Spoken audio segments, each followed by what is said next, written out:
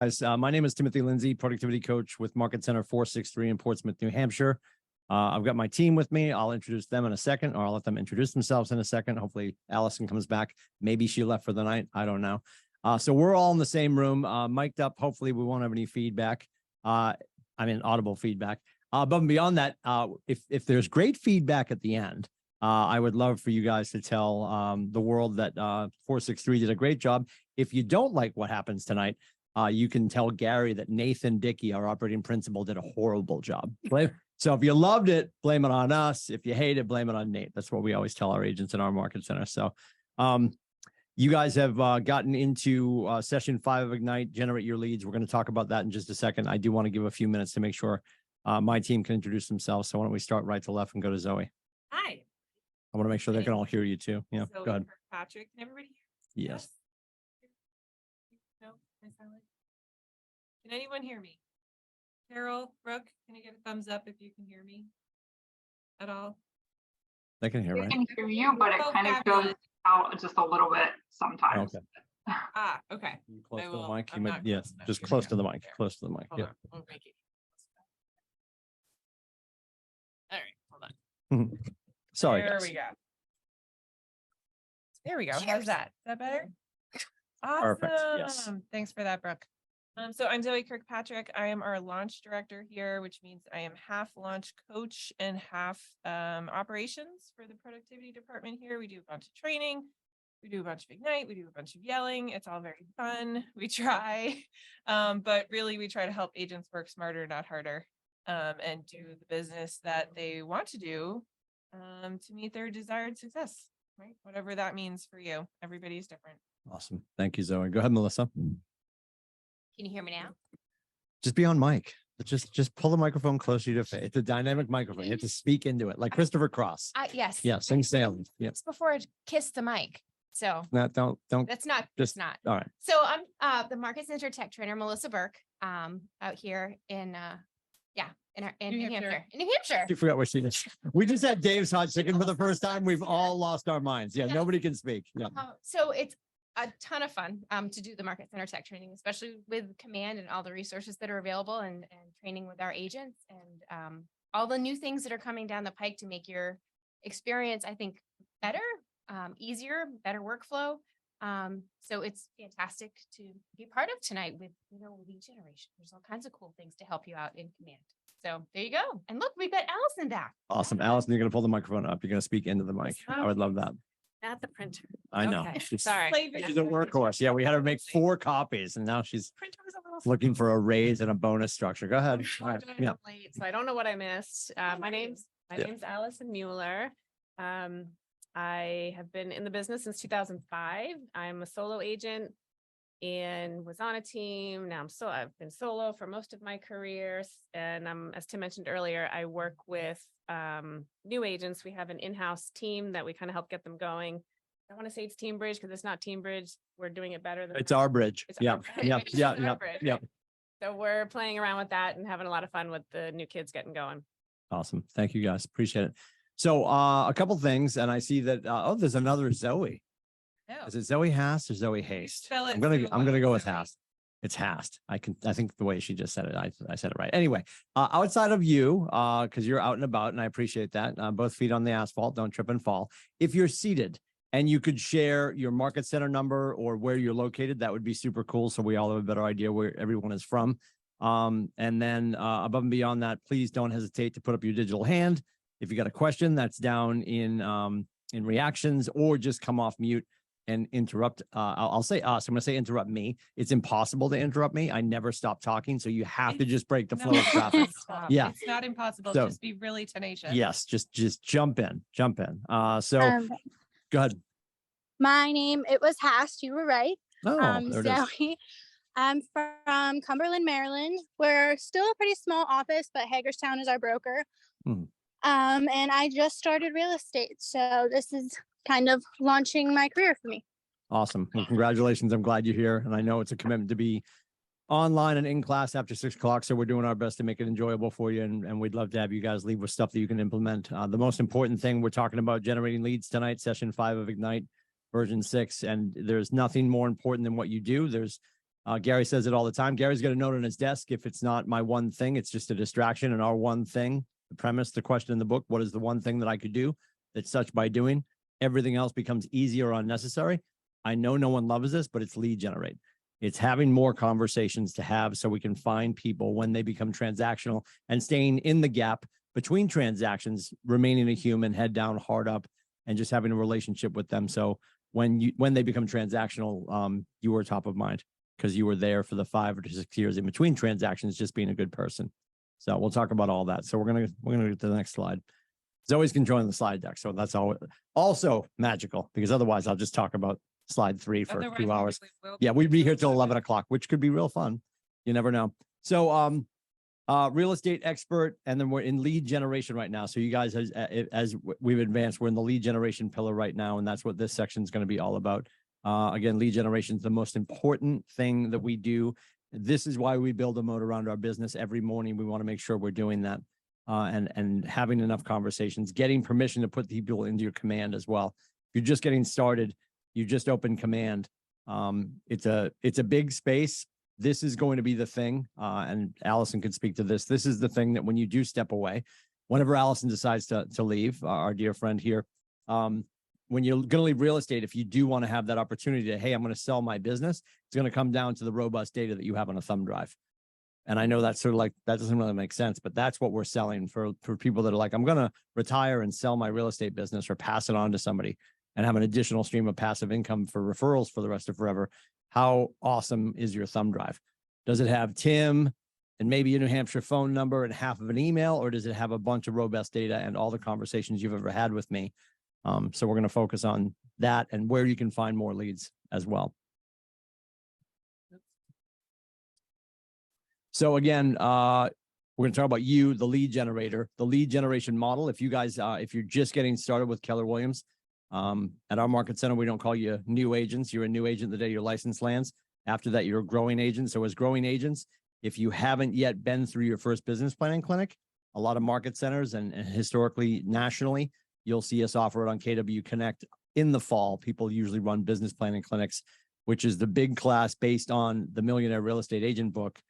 And those run in the fall. You'll hear us talk about all of the models, and one of the models in the Red Book. Has anybody read the Red Book?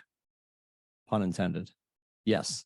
There's a half nod from Brooke Wilson. You look so uncommitted. Yeah. I'm pretty confident I know which one you're talking about, but I was like, I'm not 100% sure, so I'm just gonna. It's like a, yeah, maybe. Yeah, sort of. Well, if I ask you this one simple question, Brooke, when you read it, did you enjoy it? Don't Yeah. lie. No, don't lie. No, see, I'll say this now. We're Are we being talking recorded. about the same one? Well, I got a pile on my desk. Hang on, stand by. there. I got to get to it. Got to get to it. Looking at the book Yeah. behind Yeah. us. What's that? Really? Oh, here we go. There you There you go. That one, guys. That's what we're talking about. So I joke every time Zoe and I teach business planning clinic. One of the first things I say is it is a horrible read. It's not a romance novel. It's not a page turner, because this is the blueprint for our business. And the systems and the models in here are always going to be tried and true. And if we're sticking to that, we know the number one thing we should do before lunch every day is generate leads, get more conversations to have with more people, and build our sphere of influence that sits within our sphere. We're going to talk about that thing, sphere of influence and sphere, and the differentiation between those two things. I think we confuse that terminology, and it confuses our mindset about how important it is. And we'll talk about that. Expanding your sphere of influence. How do we do that? And that's what we're doing when we're doing lead generation, and then best practices for lead generation, and what we should be doing and how we know the people that came before us. That's what that Red Book is all about. It's a history of success from the people that came before us. And then we'll do some recaps and ahas, talk about your success system, what you should be doing every day to build that database and start to build your business. And then we'll get you guys on your way. Sound good? Questions, comments, concerns before we get started? I would love to, and I appreciate you're exhausted. It's been a full day. If you're on the East Coast, it's 6 o'clock. If you're on the West Coast, it's 3 o'clock, and you're like, who's this guy? Please put your camera on. That would be awesome. We love kids. Yeah. We love pets. I'm doing this, love not to be a dogs. pain. Doesn't Yeah. I matter. want to see your cat, first of all. Yeah. Show me your cats and dogs and kids. That would be great. I'm telling you right now, if you're on camera, you're just, if nothing more, you're more engaged. If your camera's off, you're folding laundry. We got a baby? Oh, there we go. I love that. Yeah. Yeah. Free babies. See, you can't do it at night. You want a free baby. Phenomenal. Awesome. Phenomenal. Love it. Oh, I love it. I thought she was walking the dog. She's walking the baby. I love it. Awesome. Too. We will sign your baby after class, Zoe. I love that you brought the kid. Awesome. So I appreciate it. If the cameras are on, that's great. And again, as we proceed through the material, don't hesitate to come off mute, ask questions, or raise your digital hand, and we will get to it. So I we'll. love it. Look at all these faces. That makes Yeah, me happy. people showing That up. makes me so happy. I'm telling you, and I'm gonna compare it to this when you and I know people are sick. Raise your hand if you're sick of Zoom. Be honest. Be honest. Now I'm putting my hand up because I knew it was sort of like, you know, a survey says you would put your hand up if I did. I'm not, and here's why. I know people are sick of Zoom. I appreciate that. We got like 2.5 blessings out of COVID. Zoom was one of them, because our ability to be face to face with people digitally, like we're not doing this class if we don't have Zoom, right? And I know people, I'm so sick of Zoom. You know, emails turn into Zoom meetings and all this other kind of stuff. I appreciate that. Our power when we're face to face with other people is huge. In another half an hour, if you thought everything he just said, I had to read, you'd be asleep already. And I'll bet on me. I bet I might put you to sleep anyway. I don't want to do that. Our intention is not to do that. But when you can hear the words I'm choosing, hear the passion and the tonality and how we're delivering our words, and then you can see our body language, that's powerful. So for you guys, as you expand your businesses, because we're doing that right now, you know, obviously, is anybody overwhelmed? We ask this question all the time at our market center. Does anybody in this class today have too many listings? Raise your hand if you have too many listings. Nobody's ever raised their hand, so you're in good company. I ain't got Additionally, enough. what's that? I ain't got enough. Yes, we always want more. My next question, Rodney, and no one ever says yes to this either. Raise your hand if you have too much money in the bank. And I'm not asking that out of greed. I'm asking that out of, you know, money. Our credo at Keller Williams is money is good for the good that it can do. Right. And if you had that opportunity to be empowered to have enough money that you could take time to go be philanthropic, or you could give money to be philanthropic, that's where the power is. And listings, you'll hear Gary say it all the time. They who have the leads control the business. They who have the listings control their income. So no matter what your role is within your team, even if you're a designated buyer specialist, you should always be in search of a listing and in service of buyers, because our buyers are looking for what? Listings. It's the number one thing that our industry requires. And across the country right now, we are looking for more active listings. And that's why we need to travel a little bit more. So an appointment with a client who's miles away, it might be put at ease when you do it on Zoom. So Can you I'm repeat grateful for that Zoom. phrase? Can you repeat that phrase again? You said, what was it about leads and listings you said again? They who control the leads Uh-huh. control the business. They who control the listings control the income. Right. And everybody's numbers were, and I know like we teach regional classes up here in New England, and sometimes we're talking to 6 states, and we could be, because I know Alana pushed this out to the whole country. We could be talking to the whole East Coast. So let's just assume we're having a 50-state conversation. So obviously you're going to go and talk to the people talk to your local leadership. But in the grand scheme of things, no matter what you're having for conversations for your marketing fee, no matter what you're telling the person at the kitchen table, how many apples your team requires to perform real estate services for them, you're in control of that at the kitchen table.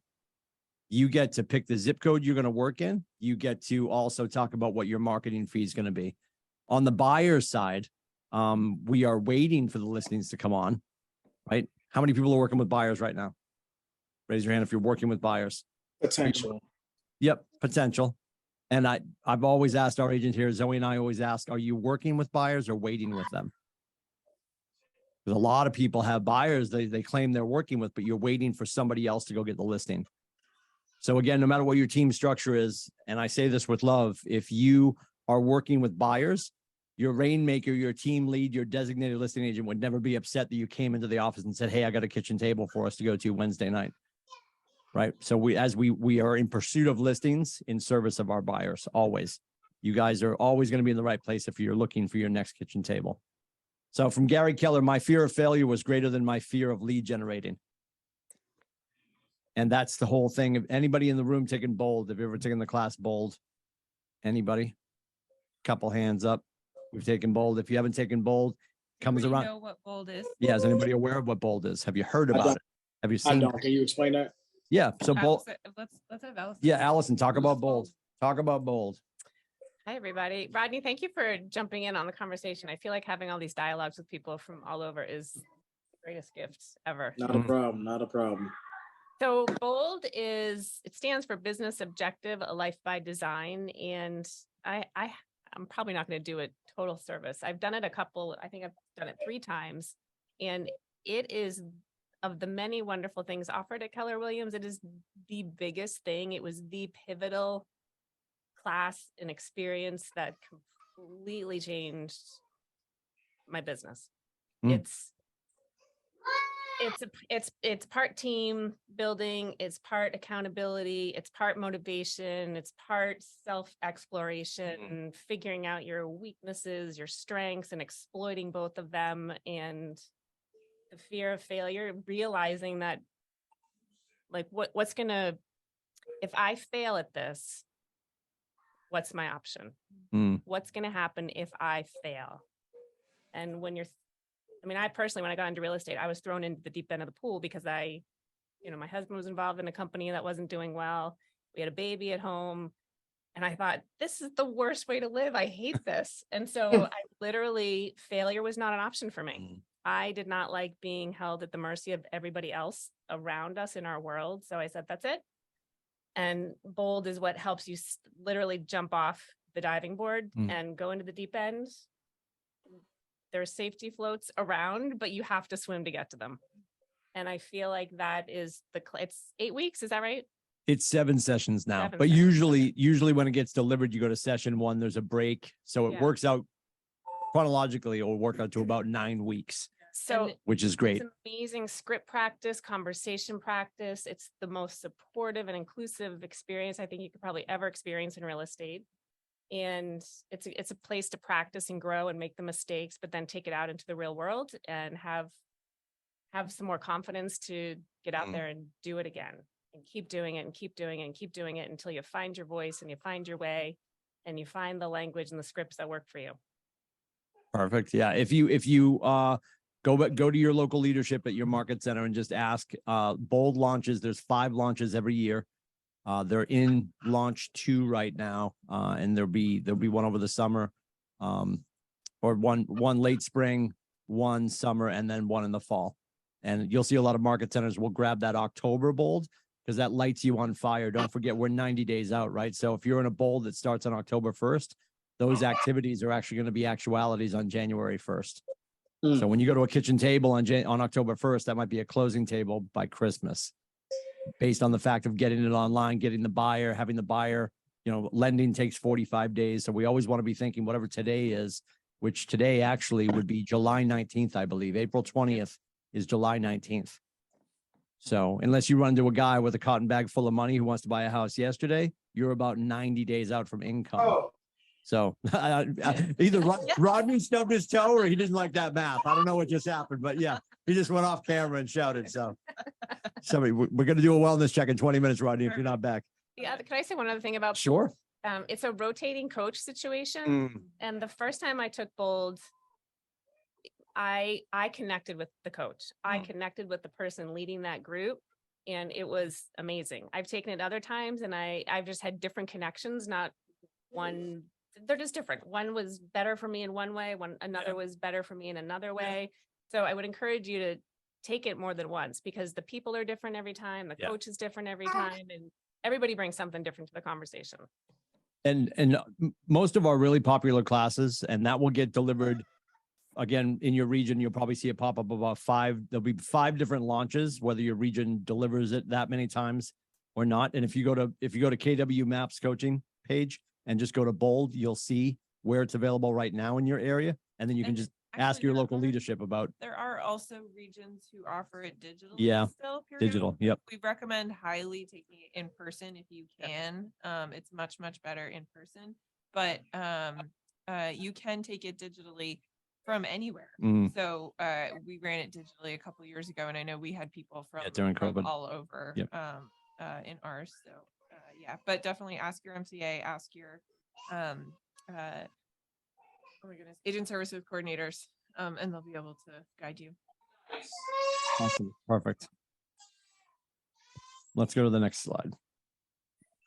And to what Melissa, to what Allison was talking about too, don't forget, they talk about this in bold. Most people will run faster away from fear or away from a challenge than they will run towards pleasure, right? So if you're like, I'm going to make my calls because I want to get that new car. You're like, well, if I don't get hurt. I'd like a new car, but I've got a car that functions.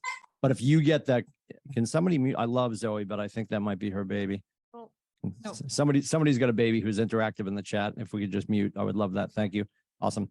And then Zoe's like, I'm still outside. I'm still walking, Tim. So Yep, it's not mine. it's not my baby. It's not my baby. Sorry about that. But if you get that letter from your electric bill comes or anything comes and says you're getting shut off in 14 days, then you're going to hustle. You're going to figure it out. And the analogy a lot of bold coaches use is, because you'll hear about this, and it is a national class. A price tag comes with it, is $7.99 for the class. A lot of market centers, Accurate Local Leadership, will reimburse you after graduation if you do a certain amount of deals. We do that at 463 because we believe in it so much. But you'll hear agents say, well, I want to take it and I need it, but I don't have the $7.99. And the analogy a lot of bold coaches use is, if your car was broken down, you'd figure it out and you'd find $800 to get the car fixed. So if your business is broken, what are you willing to invest? And you're going to get all the return back over and over and over again without fail. The national average of agents that are engaged in bold, they put together 11 contracts. That means signed buyers, signed listings, or purchase and sales. So when you hear about it, investigate it for sure. So the 6 core competencies of a business. Number one for us, we're going to talk about it a lot tonight, is lead generate, capture those leads, and then convert them to appointments. We want to present to buyers and sellers and get agreements. We want to show buyers, so showing them properties, and then market to sellers. And then we're going to write and negotiate contracts. And this is from if you're a solo artist, if you're a party of one right now, if you're on a team, you might have some people that assist you with this stuff. Can we put in the chat, everybody, if you are an independent agent or if you're on a team or if you have a team? Can everybody put that in? That'd be great. So that we could be speaking to you. That'd be great. Then we're going to coordinate the sale to closing. And then after that, we're going to manage the money. We joke at our market center all the time. The coolest thing about being in real estate is you're in charge. Also, the worst part of being in real estate is you're in charge, right? Because if you came from another professional commitment, like you used to work at, like, I don't know, Putnam Investments, you had a cube, you had TPS reports you had to deliver. You knew what you needed to do as an adult that is employed by a corporation by 4:59 on Friday. You know, you're in real estate. It's like 9:30 on Monday. You're ironing your pajama pants, making pancakes. You're like, I can do some lead gen. I can go back to bed. I can talk to the cat. So committing to all the things and then managing the money. Historically, real estate agents, because they don't have the accountability and there's such a gap in between closings and pay periods. We always call it on Friday. On Friday, you're realtor rich, and on Monday, you might be broker broke. And it's not necessarily because you went out on a weekend bender. It might be because you had so many bills stacked up, like the money came in, but it was already earmarked to pay all these bills or to get you caught up. So And this also includes too, I mean, everyone's an independent contractor, right? Everyone is, we just had it, right? We're all responsible for paying our own taxes. oh, it was so much fun. Right? So much fun. And Yeah. at the end, you know, when tax day comes around, like we don't want to have to be facing a bill, right? We do want to have to, you know, manage all of those finances so that we pay only what we need to. Just enough. All Just enough to keep the just government enough. interested. Yeah. Yeah. Like playing hard to get with that guy that you like. Yeah. Just enough to keep Washington watching you. Which they're listening right now, right? Tim's the expert Yeah, on this, yeah. by the way. Hi, White House. How are you doing? Them and Zuckerberg, Biden and Zuckerberg are both listening to everything I say. Then we want to lead generate. We want to talk about our lead generation fears and myths. Who has thoughts about lead generation? Who's got some feelings about it? Yeah. Who's in love with it and you do it 19 hours a day? Show me that person. All right. They're not here. Who Kate- doesn't love it so much? Kate Molina just made a face. That was great. That was, you just gave us the emoji face for lead generation. So who doesn't enjoy lead gen? And please be honest, put your pop if you don't enjoy it. It's not your favorite. If it was your favorite, you wouldn't be in class. You'd be like, I got to lead generate. I don't have time for class. I want to talk to more humans. So Kate's got thoughts. Hold on, Tim. Kate, what are your? I mean, I don't mind it. It's just the fear of being like hung up on, rejected, not knowing, them telling me, hey, I want a more seasoned, or you know what I mean? So I enjoy talking to people. That's not an issue. It's just the fear and just kind of what you have up, the fear admits. there's a great book. You brought up rejection. Don't forget, national average is 19 no's to a yes. So we need to celebrate the no, right? The door gets slammed in your face, the phone. And what's really funny now, I'm old enough to remember this, when people used to slam the phone down when you got hung up on. There's no real physical angry way to hang up on somebody digitally. Like, I'm going to jam my iPhone with my index finger really hard. Like, I appreciate the feeling of rejection, but there's a great book. His name is, I'm going to ruin his name. His name is Jia Zhang. I believe it is Jiajiang. Jia Zhang. It's called Rejection Proof. Oh, so good. It is a phenomenal book. I was always looking for it on my shelf, but it's probably been stolen. It might be in my I think office. I think it's been stolen by one of our wonderful agents. Oh. Yeah, we have an honor system here. Yep. It's great. It's awesome. So anyway, great book. And the whole premise of his book, he sets out to ask questions of people that he's expecting to know. And just a phenomenal read. I could go down a wormhole on this, and I don't want to do that because we're going to move on. But Jia Zhang, Rejection Proof. The cover of the book is an umbrella with rejections bouncing off it if you're looking for it. The other thing to remember is, what was the other thing you mentioned? You mentioned rejection, and you had one other point, getting hung up on rejection. And you had one other thing that I wanted to speak to, but I forget what it was. Do you remember what you said after rejection? People hanging up. People hanging up. Sure. Not knowing Oh, what you to talked say. about being new. I appreciate that. How many people in the room right now, raise your little paw if you're under 12 months? You just got here. You just landed. Love it. Love it. Let me ask you, why did you join Keller Williams? And if you're not with Keller Williams and you're a guest of ours, why did you join where you joined? The training. The training. What else? What else we got? Why did you join? I joined because I read what was one of the best. I researched which companies were best for first time agents, and Keller Sure. Williams came up as one of the number one, like as Sure. one of the top ones. So Appreciate that. Thank you, Kim. mhm. Yeah, I think a Also, lot of just the people, motto. It's God first, then family, then business. God, family, Yep. business. Yep. They reached out to me. I spent like almost, you might not believe this, but it took me 10 years to get this license. Look at And- his face. Rodney's like, and I'm so happy to be here now. If I knew that I could be in a 6 o'clock class on the East Coast, I would have been here. I would have been here sooner. and like after 76 failures of that exam for 10 Mhm. years. Mhm. Thank you for that. I appreciate that. Congratulations. But no, Keller Williams actually reached out to me at Yep. the latter stages of me taking this exam. This was like around this time last year. They reached out to me, so I got licensed back in September 19th, 5 days before my birthday. I love that. Well, congratulations, Rodney. You know what I know about you? You're going to absolutely print money because They nobody said takes that. nobody takes 37 years to get their license. They're like, yeah, then I'm not going to realize that you're definitely going to take action, right? Yes. Like, you worked hard, and you know that test probably, Rodney. You probably know that test better than the people that created it. And Right. it's funny, they changed the exam. I want to say a month prior to me taking it again. Yep. And it's like, you changing the exam really didn't do me any harm, because I just seen multiple variations of this Yep. joint. So Yep. Good for you. Well, thank y'all very congratulations. much. So a lot of us came here, and I know, and we pride ourselves on being a coaching and training company. A lot of people, that was one of their top 3 bullet points to join KW. So I would take that, and we use a model here for our conversations of feel, felt, found, right? So when you're having a conversation with somebody, talk about feel, felt, and found. Feel is empathy, felt is authenticity, and found is logic, right? So Kate, if you're talking to somebody and they're like, yeah, Kate, I completely appreciate that, but you're brand new. I want to work with somebody who's seasoned. Hey, Kate, I completely appreciate that you feel that way. We've had a lot of clients that have felt the same way. And what they've found Or you could say, I understand how you feel. When we bought our house, we were looking for someone seasoned, and felt the same way.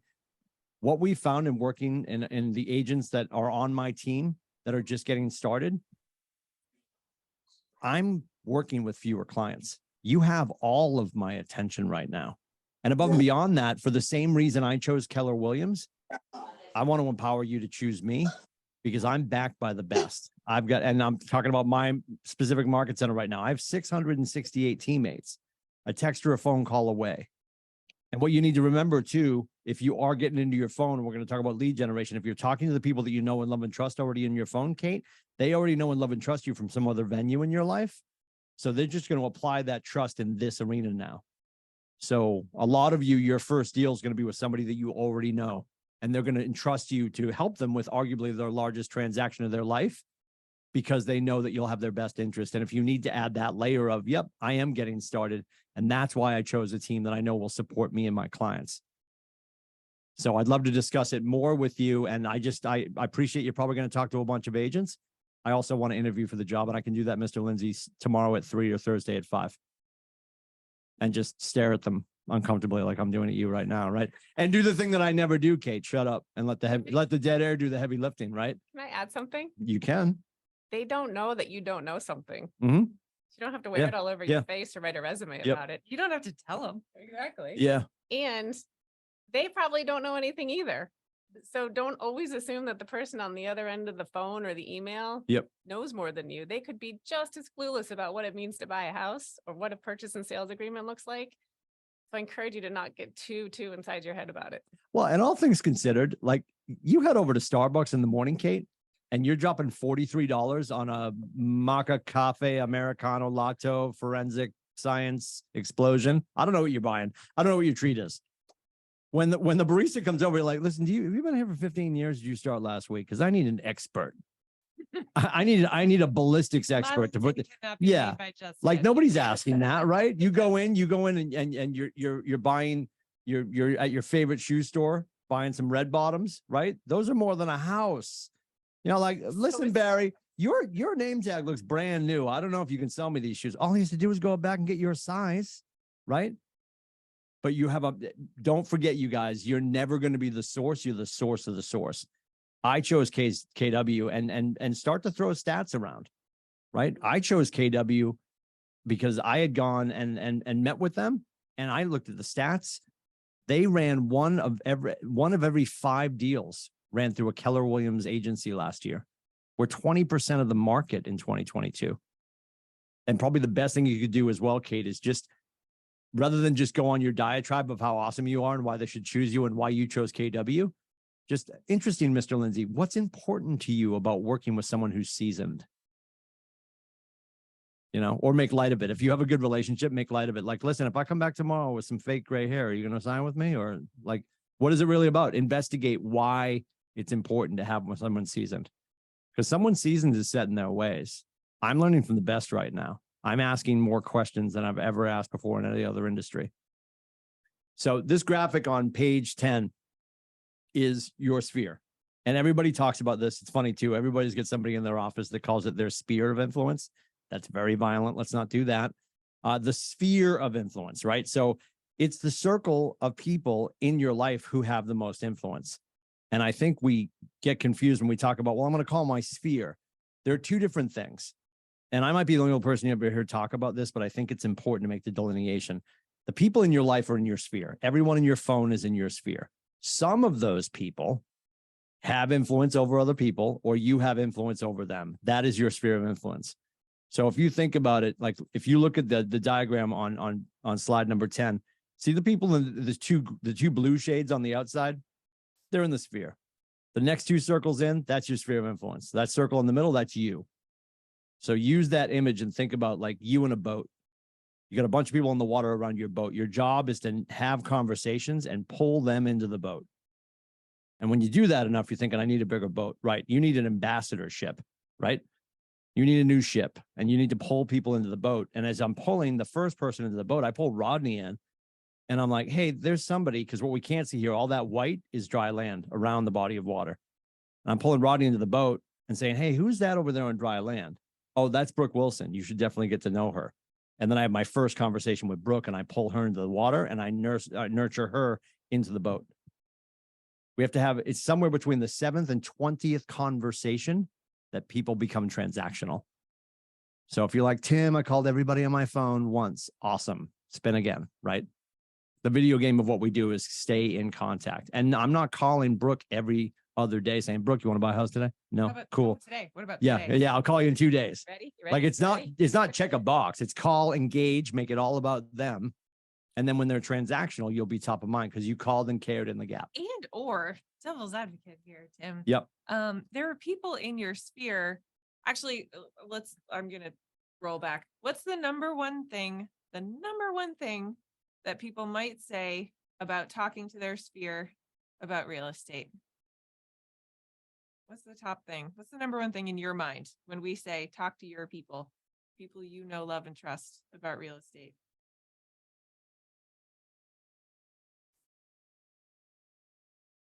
I love calling on people. Just saying. Yeah.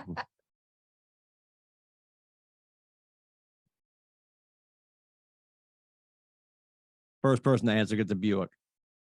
I'll talk. I'll tell you. Yeah. I'm only kidding. I'm only kidding. Asia, what do you think? Kim? You want to role play this? Like, Oh, we don't sure. bug them. Oh, go ahead, Asia. What's that? That you don't want to bug them. You don't want to be like Yes. them. I don't want to bother them. I love them. I want them to Right. continue to text me back, Mm. right? Yep. I would love for them to still be speaking to me. Yes. Yeah. I don't want to bother them. I don't want to sell to my people. Mhm. No way. I don't want to be gross to them. And I say, cool. Don't. Yeah. Yes. Please don't. Yeah. Please just don't do that. You may have people in your sphere you never do a deal with, right? Ever. They may live in the same house for 50 years, never buy or sell, and they may refer you to 20 other people who you do help with a real estate transaction. That's where your sphere really comes in. Everyone's got that close friend that they don't want you in their sock drawer. They don't want you to know that their fiance's got jacked up credit. They don't want you to, because they think we're somehow going to get like all of their secrets. They'll never do a deal with you because they think they're going to preserve the relationship not being that close to you in those professional terms. I completely appreciate that. You will also find with some of your closest people, you will want to refer them out to family members because the people closest to you will take extra license. It's like if you were a dentist and your friend rolls in and lays back in the chair, they're just like, I need a root canal, 2 fillings, and a cleaning. This is gonna be free, right? Because we're cool, right? Like, no, nope. I'm paying down student debt for the next 38 years, and your breath smells. Get out of my chair, right? But they would just assume because we're friends. Like, no, that I get paid when you close, and I'm going to get you there, but we're not going to start getting there till you sign here and understand your rights and my responsibilities. That's what the paperwork in all of our states is there for, to protect the client's interest. Super important. And we'll talk more about the limiting beliefs of bugging our friends. And my analogy, I have a lot of analogies. 30% of them, 30,000% of them are about food. We'll get to it in a second. The analogy of is if you owned a restaurant, we'll clear it up for you. Hopefully. If you owned Dave's Hot Chicken, we would all be friends with you because we can't say we had Dave's Hot Chicken for the first time tonight. Of course they have Dave's Hot Chicken. Yeah. Just got it. It's they're down the Beltway. They have everything. We're like New Hampshire. We're all excited. We got a Dave's Hot Chicken. Yeah. We just got electricity up here. Bear with us, guys. Oh God. Anyway, so sphere of influence, income opportunity. Think about this. And I want you guys to, I'm just going to do some different math. The math here is based on national numbers coming out of Texas that they put together, and they're important. I'm going to give you a different version of this just to break it down a little bit. So start with, I don't know where you have most of your people. A lot of you said that you just landed, you're just getting started. So you probably have more of your humans in your phone than in your command. So whatever source of people you have that's bigger, if it's your phone right now, let's just do our phone. It's simple. You all have your phone. I love, this is when people pretend like, oh no, I put it away. I'm fully attentive. Grab your phone, grab your phone and go into your contacts and get me the number of people you have in your phone. And somebody open up your mic and give us a number. Anybody who wants to share their number, share their number. Tim, we did this yesterday, but I'll go for it again. Oh, I love this. How many? 300? 300. Yeah. 300. Okay, Amazing. perfect. So I don't want to bore Kate, but I want to make sure everybody else hears the conversation. So Wait, just to be clear, you didn't do all of this yesterday, right? Just this No, one. not all of it, but it. yeah, I'm like, are we teaching the wrong class? class? I'm just gonna go lay in traffic. Yeah. These idiots in New Hampshire, we did chapter 5 yesterday. Let them keep talking. A little slow up here. Yeah. Yeah. Very excited about Dave's Hot Chicken. All right, 300. Perfect. So you take that number. Now, historically, 6% of Americans move every 12 months. 6%. I'm ignoring the slide for now because it's what I do. It's my skill base. So just take the national average is 6% of Americans will move every 12 months. So take whatever your number is in your phone. Kate went with 300. So 300 times 0.06, Kate. 18. 18. Now, Kate, what's your average? And if you know, you got a guesstimate or whatever, what's your average volume on your homes down there? Do you know the market center average? No, but I'm just gonna guess. Okay. I don't know. ahead. 50. I What's don't know. that? 50. I don't know if that might be too high or too low. What town are you in? I'm in Bethesda, Maryland. Okay. Yeah, you just thought. 50,000 check, you- not price. Oh, yeah, I'm sorry. No, I'm talking about volume on the house. I apologize. I'm Oh, talking okay. about the I was price of an like, average home. I don't know. Six, I would, 750? I would say, so prices on the home is what you're asking? Yes, sir. Yes, So ma'am. I would say roughly about 700 to Okay. a million. Yeah. Okay. All right. So let's just go with 700. Okay. So you take that, and then and this is an internal conversation that we're having with ourselves. We don't talk about this while we're out in the street because we don't want it to make it look like we're price fixing. Find out what your market center's average commission side is. So I'll share our market center numbers so you guys understand where I'm coming from. Kate's got 300. Our average volume up here in New Hampshire is probably about 450 because we're not selling to the government. You're in a great part of the country. Everything's 750 to a million. God bless, right? So we're about 450, and our average commission side's about 2.5. So 2.5%. I apologize. So our average GCI check, gross commission income check, the one you're getting handed to you at the closing table at our market center is about 10,500. So I would take that and I'd multiply that by 18. And now I've got take whatever number that is. 10,500 times 18. You got a total for me? 189. Right. 189,000. Mhm. And then at our market center, our company dollar cap at our market center is 20,000. And then your international royalty to Gary is 3,000. So subtract from 189, take 23,000 off. So we're at 166. Mhm. And then I'm going to multiply that number by 0.66 because I have to pay my taxes, which everybody did yesterday. And you look great, everyone. You look great. So if you multiply the 166 times 0.66, what's that number? 173,820. Nope, you went the wrong way. Oh, So oops. 166,000 times Oh. 0.66. It shouldn't be 1095.6.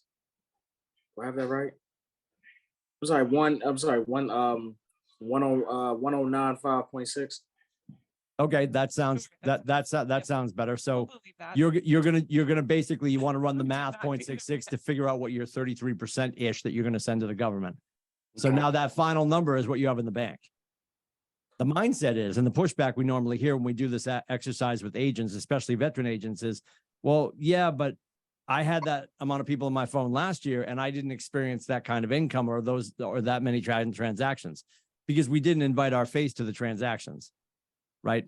What you need to understand is those 18 transactions that would have come out of Kate's phone aren't just going to show up. She has to make sure all 300 of those people know that she's alive and she's here to help.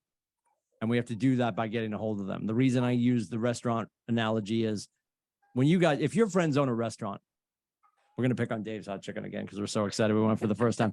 If my friend opened a Dave's Hot Chicken in Portsmouth, New Hampshire, I know how to support him. I would show up, buy chicken, chew chicken, pay for it first, chew chicken, rave about chicken, go back later. If it's a sit-down restaurant, I'm going to order, I'm going to eat, I'm going to over tip when I leave. I'm going to tell my friends I'm going to go back. We know as humans to support my friend that owns that kind of business, I just go eat and over tip and rave.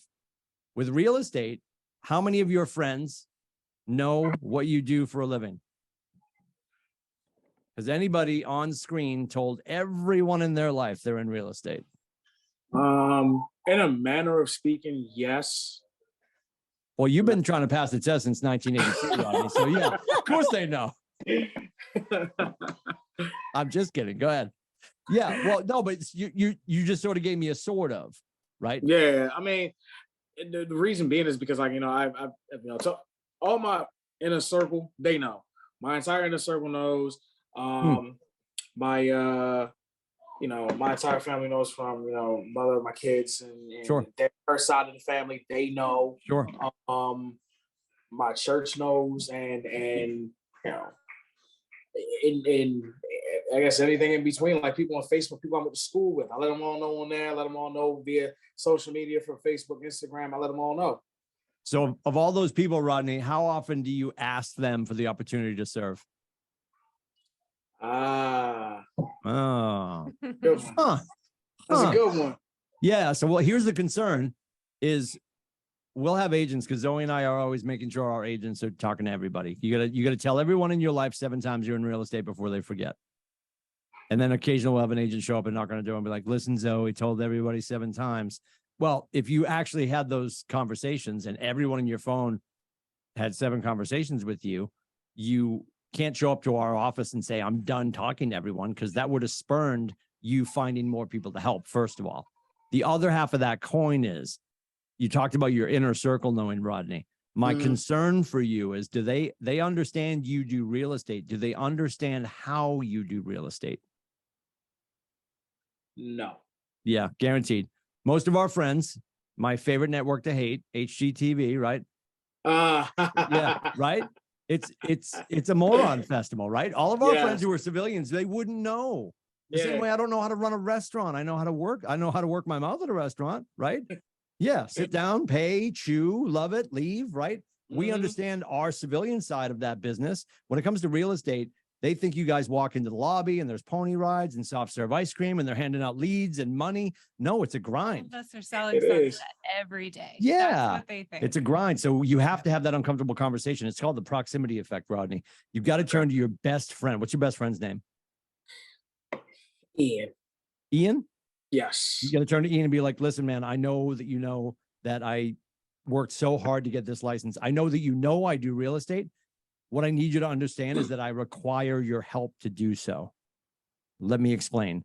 If you're out in the wild, Ian, and you see anybody talking about real estate, I need you to tackle them and then call me, right? We have to empower our friends to be part of our story. If you were an actor, Rodney, and you're up on stage getting your Oscar, everyone that ever did summer stock with you would be like, he was terrible at summer stock. But I did a play with them. Everyone wants to tell everyone that they're part of our story. And why are we not letting our best people in? You have to empower them to be part of your story. It's so funny you say that, because I can recall, because I'm in the office in Westminster. So I'm part of KW Legacy. I'm sorry, KW Realty Partners. So Rachel Price, she holds like a new agents course. I remember a couple months ago, just before I got finished talking to her, I was talking with my friend Ian. Ian told me basically, what is with all this, the secrecy and the mystery and the intrigue with you? I have this thing about myself for so many years that I kept it to myself because I didn't want people destroying my vision. I didn't want people destroying and getting their hands in and deterring me away from what it is that I was seeking to gain. So I internalized a lot of that stuff. And Rachel said to me the same exact thing that he said. They never met each other. And it's like you're hearing the same exact thing twice. So I took it as a sign, like, maybe I need to start opening up a lot more, because I have a habit, a very unique habit of saying stuff, but not enough, if that makes sense. Well, sometimes our audio doesn't match our video, right? If we go back and watch the film, we're like, well, Rodney, you had a hell of a game. You were talking a hell of a game on Monday. But here's the footage from Wednesday. You're asleep on the couch talking to your cat, right? And then Friday, you didn't have a closing. So what are you going to do Monday to change that, right? And it's the irony is, and I appreciate that you protected your dream, right? What I'm going to remind you is we have to narrow cast our focus and broadcast our vision. And if Mhm. we're not doing that, if we're not employing and enlisting help from the people that love us and want us to crush this, they want to be part of your story. You haven't unlocked that for them yet. Right? So how You do I have do to that? by getting on the horn with them tomorrow. Celebrate. Yep. loudly You your start with success. Ian. You start with Ian and just, hey man, I know you know how hard I've worked. I know you understand that I do real estate. My fear is I've failed you and I haven't really informed you on how to help me. I require your help to do what I do. This is a word of mouth, nurture relationship. Who do you know that I should know business? And I need to find out everyone that you know that I could serve, everyone you know that I can help. Absent that information, they think we walk in and like, you know, if you haven't seen Glengarry Glen Ross, it is required viewing. Put the kids to bed first. Phenomenal movie. Super old movie, Glengarry Glen Ross. But they come out of the office with these are the Glengarry leads, the good leads. They're not, is anybody at any market center getting leads handed to them? No, we teach you at this company how to fish. We don't fish for you. We want you to be self-sufficient. We want you to build a business and a legacy. Does And sorry. go ahead. Does everybody here, not necessarily monetary, but does everybody here have a goal for the rest of this year? What is it?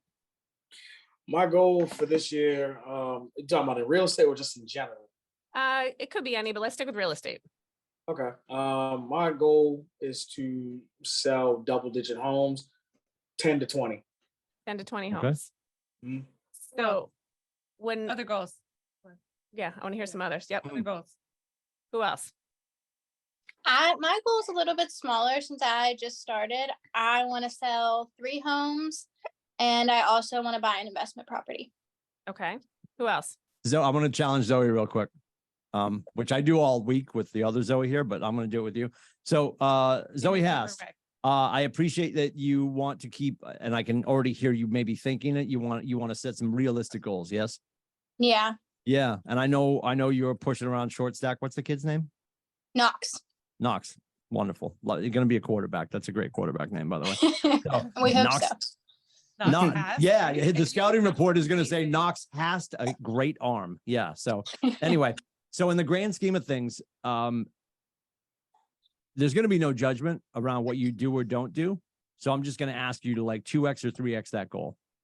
My concern for you is when you say I want to sell 3 homes this year, is we normally overestimate what we can do in a year and underestimate what we can do in 5. And we also, in that same thought process, sell ourselves short.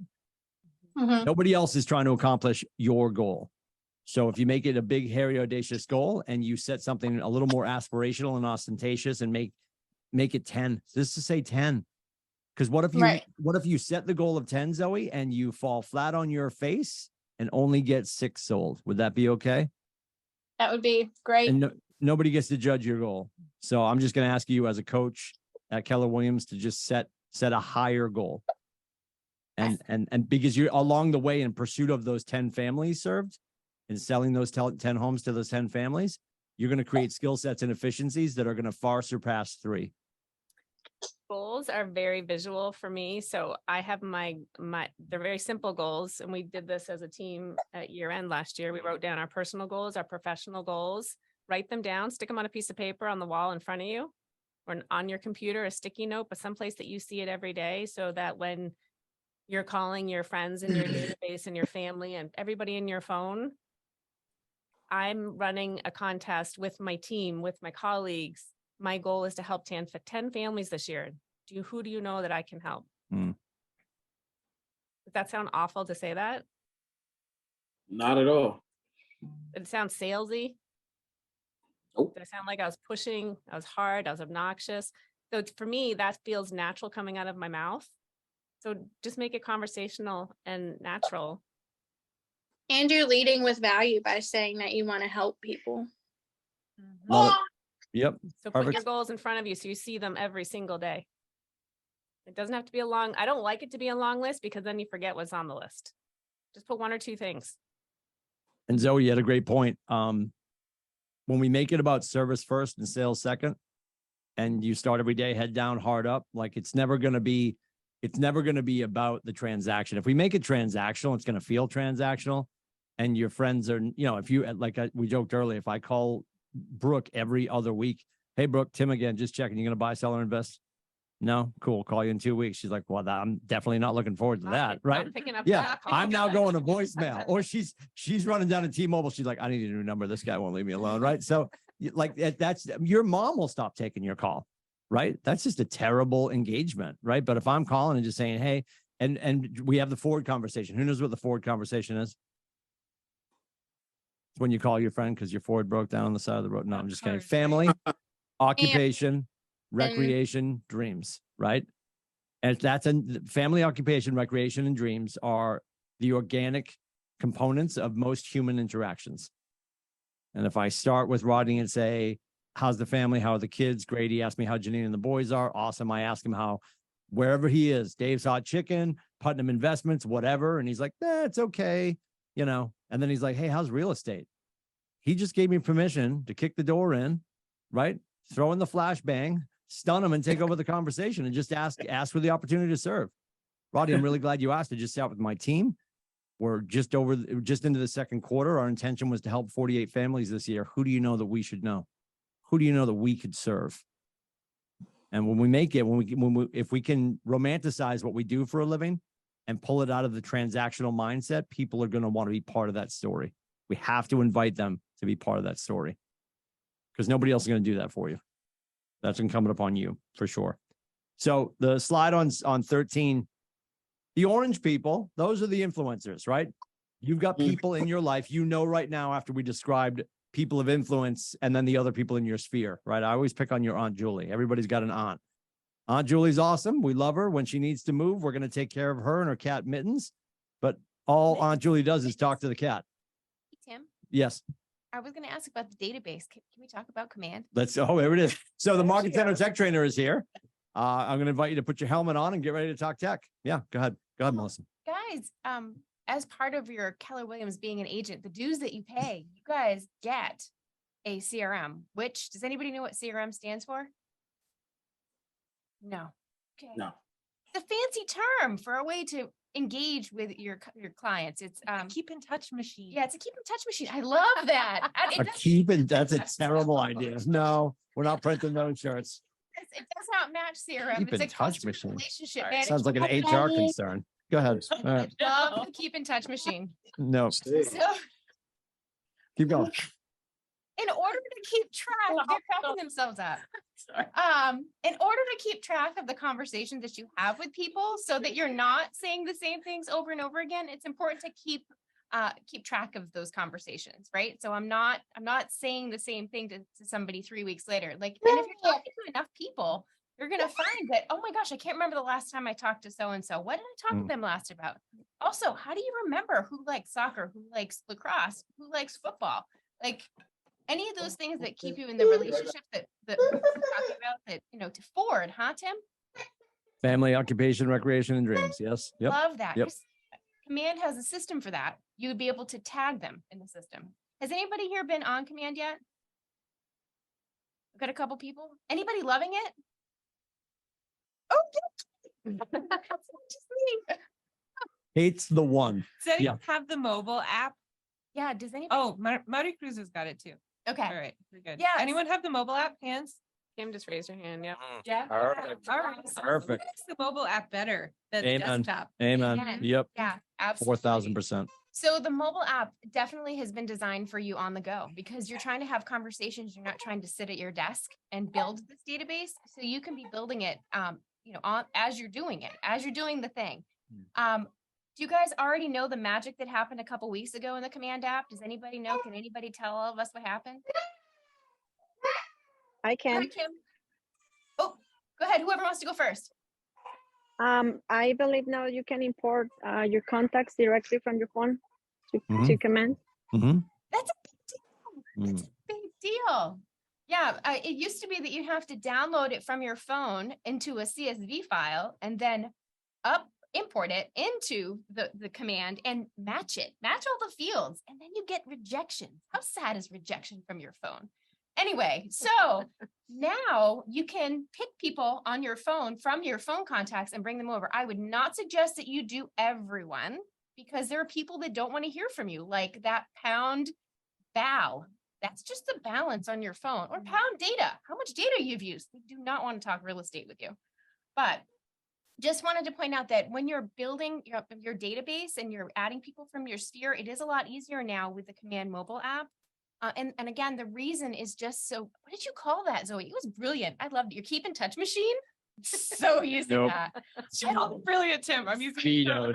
Yeah, Victoria put it in the chat. Thank you, Victoria, for keeping the adult spirit in the room. It is the customer relationship management tool. That's what CRM stands for. Honestly, I've been using CRMs for 20 years. What? Nobody knows what that means. I know we have a lot of acronyms at our company, and you said CSV file. And I think everybody's looking for a drugstore now. So CSV stands for comma separated values. Yes. It's a Comma spreadsheet. separated values. It's a It's a spreadsheet. spreadsheet, It's It's a spreadsheet. it's yeah. dork talk, and Melissa's our resident dork. So yeah. Try to upload an Excel file because it has to be specifically a CSV file. So I want to be calling it by the proper name, but again, I think Zoe's great. So Victoria, go ahead. Yeah, sorry. No, you were going to say whatever. Oh, the Victoria had a quick question Yeah, in what's regards that, to the app. Victoria? Oh, and the e-business card. So the little you're talking about the little The QR code, yeah. yeah, the QR Because that's code. one of the first things I noticed because like people at work, if I don't have business cards, I just pull out my phone and they're so enlightened, like, oh my gosh, like this is so fancy. Like they love Amen. it. Yep. But It's the only business thing card they're never going to lose too. Right? Yeah. Yeah. Yeah. Like Fat Uncle Tony wants an actual business card. Like how many of your friends are like, do you have a paper business card I can lose later? Like, yeah, where like can- Yeah, it works don't waste perfect your 'cause money. It just Where can puts we your access info straight into their contacts. But the question I have is, at a point in time, will we be able to upload like our social media links? Because right now, I'm just seeing I can put my phone number and like an email address. I'm not seeing that I can put my social media contact in there. I bet That's they a will great eventually, question. only because if you see the there's all those apps, there's Link and there's one other app that allows you to have all of your contact Linktree, information. yeah, I have Linktree. Yeah. Yeah, there, Okay. well, but there's a phone one too, and I forget. There is another app that's free that people are using that does back and forth. Yeah, But this is nice just to have because it's based on your marketing profile. But I agree with you. I'm just excited that that's there because they didn't tell us it was coming and it came right before family reunion. And we were like, oh, that's so cool. And if you notice, guys, and Rodney asked where it is. If you open the mobile app, it's on the top left. That's there. But along with that, also, I don't want to go into it too deep now, but if you actually have it's the consumer app, you can share your version of the consumer app from right there too. So it really does help you be conversational out in the wild, right? Like, hey, want to scan my phone? Because you don't know how many people think that that's cool. Like, not everybody knows about the QR code. I mean, we all know about how to use it during COVID in a restaurant, how to order, but people aren't realizing that people are using it in such neat ways again. It almost died. Had it not been for COVID, we had all forgotten about the QR code. It was not cool. Mm. Oh, Yeah. behind it all. Yeah, so the QR code, so it is pretty cool to kind of show people like, hey, we can get in touch. But also another way to hook them in is that, hey, you can start searching properties on my mobile app. You can use my consumer app, right? And it's another way to get in touch. So guys, I'd encourage you to check out the mobile app on Command to see how that will help you better engage on the street and in the wild. So perfect. Any other questions, comments, concerns? How we doing? Are we good at 7 o'clock? Everybody doing all right? We're losing Rodney. Stay with me, Rod. Stay with Oh me. no, Stay it's with me. it's, Stay with me. it's the We can save kids. It's the that. kids. Yeah. That's all that is. And we might need a 5-minute break.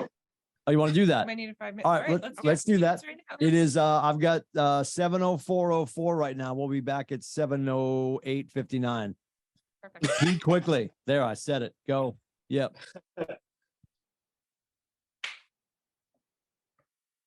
Anybody sticking around? If you got questions for us, we're here for it. Just let us know. Hold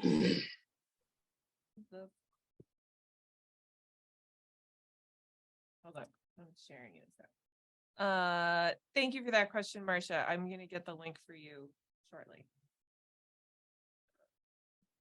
This, we could do that. We could do Yeah, I that. was gonna say we're gonna throw the slides back up. Or I could do it from memory. That would be terrible. But then I couldn't click the slide for. And there's also that. Yes, then we'd be here till 11. Yep. Oh, are you answering? 7 years ago, Gary built a real estate company.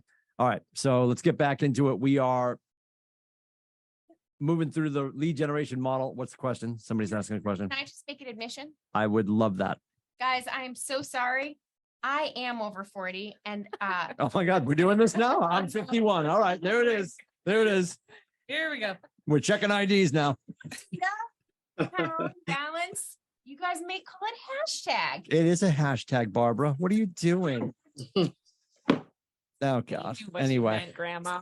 Yes, so I'm just bidding that right now. Yep. You can- Fine. thanks, Nana. I'm older than Somebody go put her in the corner, please. Oh, boy. All right, welcome back, guys. Okay. Let's get into it. We are continuing through session 5, and we are on the actual, you always need a good flow chart. What you thought to yourself this morning, right around 7:10. I hope we're looking at a diagram of a flow chart of a sales funnel. That would just make my day. So here it is. Dreams realized, everyone. So again, when you're talking about capturing leads, how many people have heard the term aggregator, a lead aggregator, like our friends? They're a broker, so I will not call them by their real name. I'm going to call them Billo. There's a company that sounds like Billo. They sell leads. There's a lot of lead companies that sell leads. We call those lead aggregators.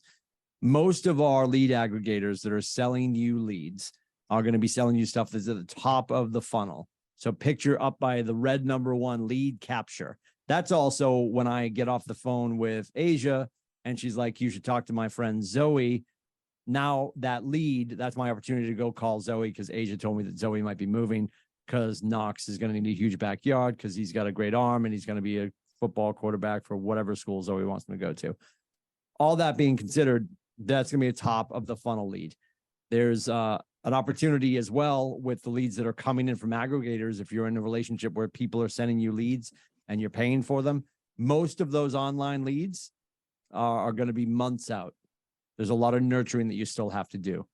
That's why we know when we're working with the people that we know and love and trust, if we're calling the people that we found out about through our friends, working and selling properties and selling real estate to people that you know or have met, our Mets as opposed to our unmets, is going to be less expensive.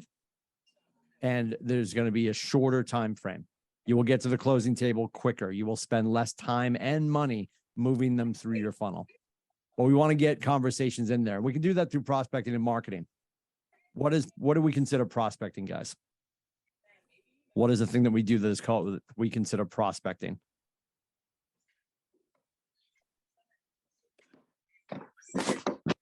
That's something to do with like a pickaxe and a mountain. I believe he was on Toy Story. I think so. Toy Story, yeah. Toy Story 2. Yeah, it was. Never mind, Tim. I'm sorry. Okay. Prospecting is active. Prospecting would be like picking up the phone and making calls. That's an active, that is active, not passive. And that you could be setting a kitchen table for your face to go to tomorrow by making those calls today. Marketing is passive. There can still be a call to action. You could have a billboard on the highway down in Alexandria, Virginia, and it might say, greatest realtor ever, call Rodney. But he's not leaning off the billboard, having an actual conversation with me. He's not engaging me in real time. He's not exchanging information in a passionate filled conversation where I feel cared for. Most important. You got the best realtor ever part right. Yes, I got that right. Good. He's now go. storyboarding what the Yes, billboard's going to love look it. like. Go ahead, Most Zoe. important, though, in the year of our Lord 2023, Yeah. billboards do not track Yes. your ROI. Yeah. There's no good analytics from there. Billboards are very expensive and you do not get those analytics. That's not. They're how going that to tell you, yeah, works. about 3,000 cars a minute pass here during the work. Yeah. Some Yeah. people look Yeah. up A lot of through their guesstimates. phones while they're driving. So when we think about marketing is going to involve more of our money. It's money intensive. I'm going to pay to get my time back. So for marketing, I'm going to outlay some money. It's passive and it's going to take a long-term, it's going to drive long-term results. If I am putting up a billboard, maybe somebody's going to drive past it enough that they finally, when they become transactional, like that guy's dumb enough to have a billboard up there for 7 years. Maybe I'll give him a call. He seems really involved. Or we want our money back and we're willing to use our time. And that's where prospecting comes in. I know people don't love lead generation, but you've already got a phone. How many people have a phone? Do you have a phone? Everyone has a phone, right? And you 2 days ago, was it yesterday or the day before? It was the 18th, right? Yeah. 2 days ago, you lied to your CPA and you're like, oh no, it's a business expense. I know. You're using this for Tinder and Candy Crush, right? But and you're already paying for it. It's not free.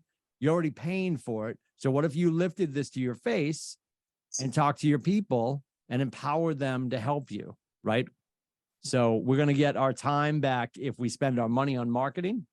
We're going to keep our money if we use our efforts and our blood, sweat, and tears, but it's going to require more time on task. So a database is a container that holds the information of your leads and contacts. Super important. Again, as you have conversations, you meet new people.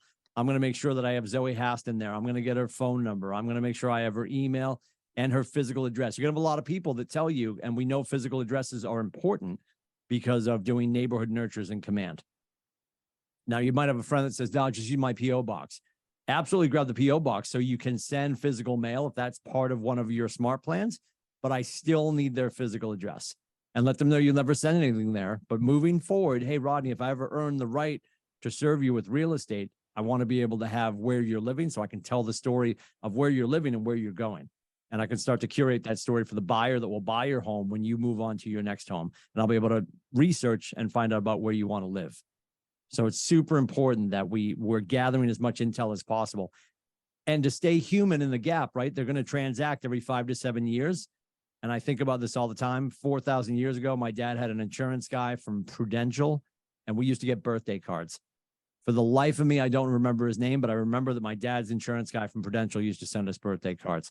So when you're at a point in a relationship with a repeat offender client who's doing tons of business with you, or multiple business, or one piece of business, but you got to know their family, then I'm going to find, like, people that love their dogs.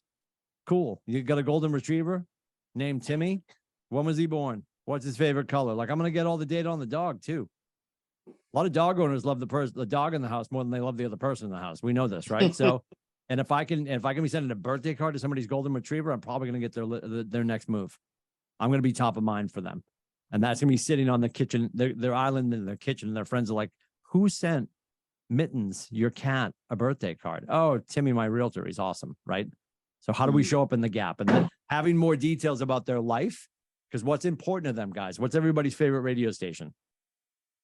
WIFM, right? What's in it for me? Everybody's worried. You ask somebody about them, they're going to talk about them all day and twice on Sunday before church. So we have to remember to keep it all about them, learn all about them, stay curious about them.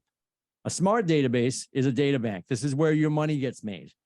And again, this is super important. Melissa talked about this earlier. If I'm door knocking around one of my open houses, and I had talked to Kate and Rodney and Brooke because I had 123 Main Street last month. Now I'm door knocking this weekend because I've got 127 Main Street. I knock on Brooke's door. Hey, Brooke, it's Tim Lindsay from Keller again. We've got 127 that we're holding open today. We're doing a private event for the neighbors at 10 o'clock. It's going to be open to the public at 11. We'd love to see you come through. Hey, Brooke, last time I was here, you had said that your family moved in for the association.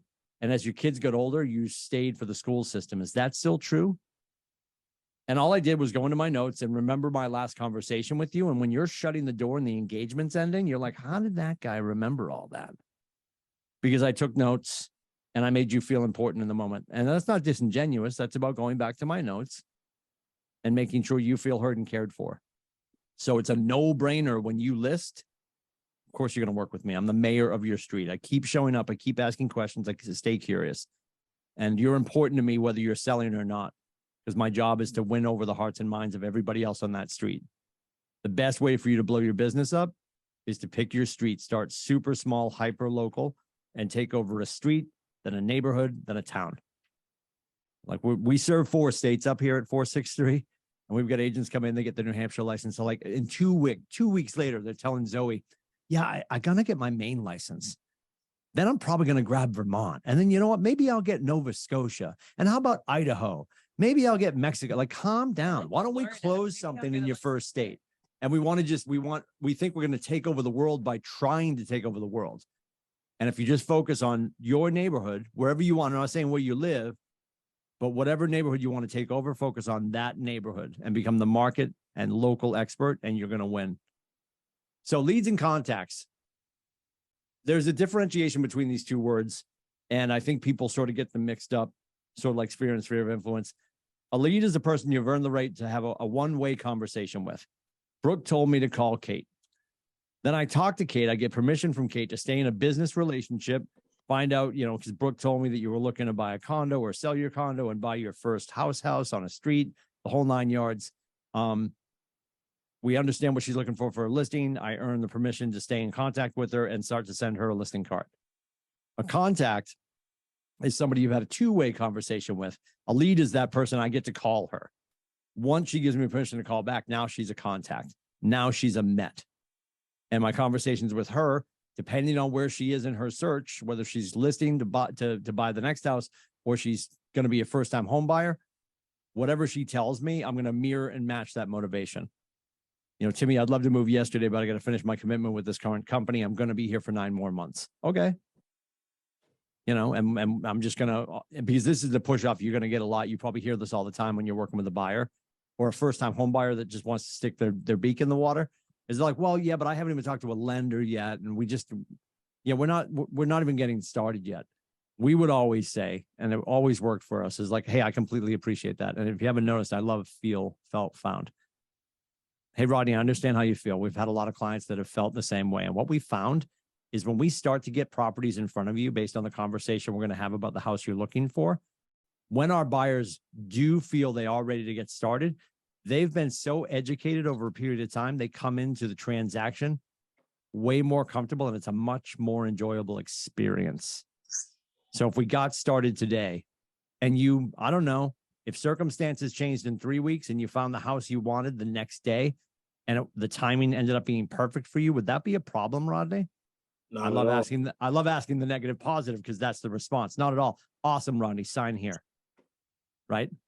I'm going to prove to them we should get started because the number one thing you hear with buyers, sellers, first-time buyers is like, well, yeah, we just don't know if our time frame, we don't even know if we're ready yet. And the number one response to that pushback is that's why we should sit down, Kate. That's why we should get started so we can build the plan. And I love this one. Anxiety only exists where there's lack of a plan. People need help planning. Yeah. Kate, if we sat down and put together a plan based on your time frame that allowed you to comfortably start to view properties, and when we were ready to move forward, you felt super prepared, remarkably comfortable, and educated beyond a shadow of a doubt, would that be an issue for you? No, Tim. Awesome. Sign here. Like that's it. That's it. We want to make it make sense for them. And this, I haven't looked down once, guys. I'm not reading scripts. These were beaten into me by the great Nate Dickey. He's our regional director in ROP. When I started in real estate, he was like, you got to learn these scripts. Have to. Can you repeat that quote? You said anxiety. 4 score and 7 years ago. exists- Oh, the other one. Sorry. Yep. Go ahead. You started, anxiety only exists. What was Oh, the second part? anxiety only exists where there's lack of a plan. Think about when you were anxious, if you guys were cramming for something in high school, maybe your name's Rodney, you're cramming for the 67th time you're taking the licensing test, right? Like you're freaking out. We're only anxious when we know we're underprepared. Our job is to be the field guide for the civilians in this industry. And when we make them feel calm, cool, and collected, and they know that we've got them and they feel, if we let them enter into the transaction and into the experience, almost as confident as us, that's unstoppable, right? And we're just having more conversations and making sure our job is to communicate, educate, facilitate. And we have to do that on a regular basis if we want to win them over and make sure they know when they're still a consumer, they will be our client. I feel like people, customers or clients don't know that deep down they have a goal. And because they don't know they have a goal, they don't know they need a plan, so they do nothing. How many people do you talk to and they say, oh yeah, I see that house down the street? Oh gosh, wish I could have seen that one. Our job is to, in real estate, in sales, is to help them move down the path or down the funnel further and further and further. So get them out of the house, get them doing things with you. I had someone say to me, kid you not, this is a true story. Last week, hi, my name's Jim. I got your name from Joe. And this guy sounded so uneducated, unmotivated. And I'm like, okay, I'll have a great conversation. My community service for the day. Let's see where this goes. I follow up with email. I send him some stuff. And I said, I know none of these seem to totally match what you're looking for, but take a look and let me know. I'm around on Saturday if you want to go take a peek at any of them. My goal was to get him out of the house, to get in front of him, to go look at a house. So what they said was, we're in no rush. A year or two from now, we're writing the contract today. Mhm. 6 days later. So people don't know what they don't know, and they don't know that they want to do something until you show them there's a way to start going down the path, and they don't have to eat the whole sandwich at once. Just take one bite. Unless it's Dave's hot chicken. Yeah, just go get it. Go get it. Game changer. And then next thing you I know, knew you'd work it in. right? Yep, I did it for you, Tim. So I think people, don't be afraid to show, yes, we want to make sure they're pre-approved. Yes, we want to make sure that they're doing all the right things before we go out with them. But sometimes you just need to go on a date with them to get them to love you and you to love them, and see if it's a good fit, Mm, and show them how good you are at what you do. perfect. Well said. Well said. So all the different ways that we can communicate. What's really funny is people say, let's talk about it. What's your limiting belief about getting on the phone? Like, what is the number one reason you don't pick up the 80? I actually have a corded phone on my desk. How old school is this? My office desk. Yeah. Yeah. Hello, Nana. People don't pick up the 80,000-pound phone. Why? What is your fear? I'm ready. I'll call on you. What's that? I'm ready to call on people. Oh, perfect. Go ahead, unmute. Unmute. Why do you not want to pick up the phone? Carol, we haven't heard Rejection. from you tonight. Oh, go ahead. Asia's ready. Rejection. Rejection. We talked about that, and I completely appreciate that. And again, it's going to be about how you approach the conversation, Asia, right? If you're picking up the phone and you're saying, hey, Tim, it's Asia. We haven't talked in months, and I don't care what's going on in your life because I'm a terrible person. Do you want to buy, sell, or invest today? Like, you're not doing that. That's brain damage. Of course you're not going to do that. Right. And I love the mea culpa script. I always joke with our agents, if you ever took Latin in high school or anytime, mea culpa is my fault, right? And I think most of us fear everyone in their phone has a 7-year phone call in there somewhere. You got somebody you haven't talked to since the Truman administration, And right? Everyone has the Yeah. excuse, right? Like, I haven't talked to most of the people that I know since pre-COVID. I am not alone, right? I am sorry. We dropped out of touch. What is your life like right now? Like, what happened to you in the past 3 years? Everyone has that. That's Everyone. perfect. That's so good, right? Oh my Super gosh. simple phone call. Right? Yeah. Yep. Joey went off to college. So we got her driver's license. We moved again. What's new with you? Oh, I got my real estate license and I'm loving it. So Right. if you think about the people in your life that you take it back to how you guys met. And I tomorrow I'm calling Asia and I get you on the phone. Hey, Asia, it's Timmy. And this is how these would go for me when I was in production. Hey, Asia, it's Timmy. And you're like, Tim Lindsay. Yeah, we played women's volleyball together at UNH, University of New Hampshire, right up the street. You remember, we were great. I was awesome. I looked great in the shorts. I mean, I've let it go since, but anyway, we'll look at pictures later. So, right, we play women's volleyball together at UNH, and you're like, and this is where the first white lie came in historically for me. Like, oh my God, Timmy, we were just talking about you. No, you didn't know who I was 2 seconds ago. But they're trying to navigate the clunkiness of the first 17 seconds of this call. Just, hey, Asia, yeah, you know what? I'm so glad that this is still your number, and I'm so sorry it's been so long. Now, I'm saying this, I'm taking extreme ownership of the situation. It's like adult battleship. Whoever calls first wins. Because you've all had that person, your phone rings, you look down and you're like, oh my God, Stacy, I meant to call her 3 weeks ago, but you didn't, because we don't. Because we're afraid. We're going to look bad. Everybody wants to look good and be right. Mhm. But we have to make sure in the moment that we're making people feel heard and cared for. And I just like, hey, Asia, you know what? I was driving past that park where we had first met. And I was just thinking, I was so grateful that we met and we had this friendship. And I'm so sorry that I fell out of touch with you. How are you? I trust you well. Like I don't like the word hope when it's misused. And I think if we say, I hope you're doing well, you got to the phone, right? You're not bleeding out. So I'm going to lead with like, I trust you're doing well. How are you? And then I give you room and oxygen to answer. And then we start having a conversation. And then maybe you think that I'm still, working at a Dave's Hot Chicken. I'll be like, no, I'm glad you asked though. I got my license. I was with this kid in class, Rodney, man, he's awesome. And we both got our license and I'm working with Keller Williams. And I want to help 35 families this year. Asia, if you know anyone that I could ever serve, I'd be honored to serve the people that you know and love and trust.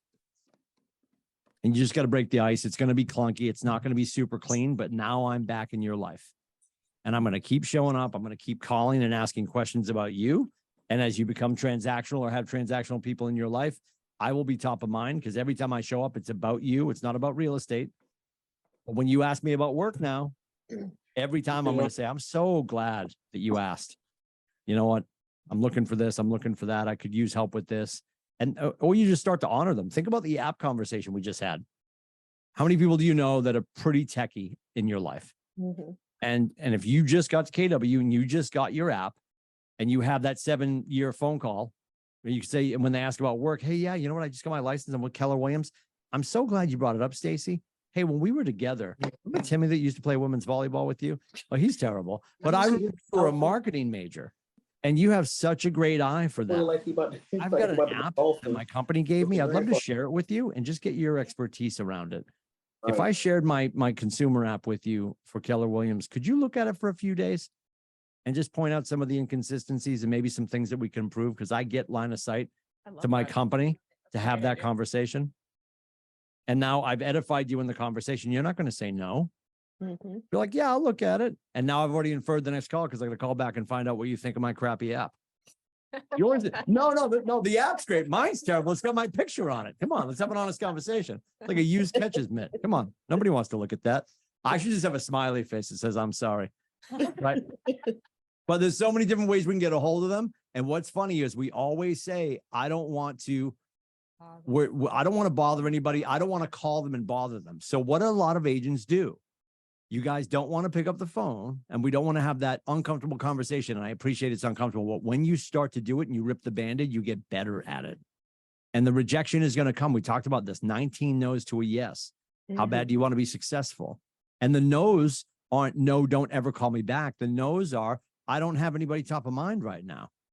Or they're transactional and they don't think they're ready yet. That's just an extension of the interview. They're not telling you to go jump in a lake, right? Those same agents that won't pick up the phone because they feel like that's salesy are then going to take everyone in their life and send them an email. So I'm not going to call people individually and share life experiences. I'm just going to spam 6,000 people and see how that goes. Please Yeah, don't. The only spam that's good is the stuff you have in Hawaii. It's wildly expensive because That's not good. getting, Spam a lot. oh, canned meat's wonderful. The girls were so judgy tonight. They had Dave's hot chicken. We're very bougie tonight. Yeah. Spam is great. Spam's phenomenal. Oh, he was going to go get it. Anyway, so think about the people in your life. Think about the situations where you could have these conversations as well. Give one other. Go ahead. One Yeah, other 1000%. Does everybody here have a buyer that they're working with and can't find a house? Is this I should say like the market up here is really tough for buyers right now. We are really in an inventory situation up here. Down where you are, wherever you are in the country, is it similar for you or are you experiencing something different? The real estate markets tend to be more local, a more local conversation. Just to give context to that, what Zoe just said, our market center 463 normally carries more listings than the entire state of New Hampshire has right now.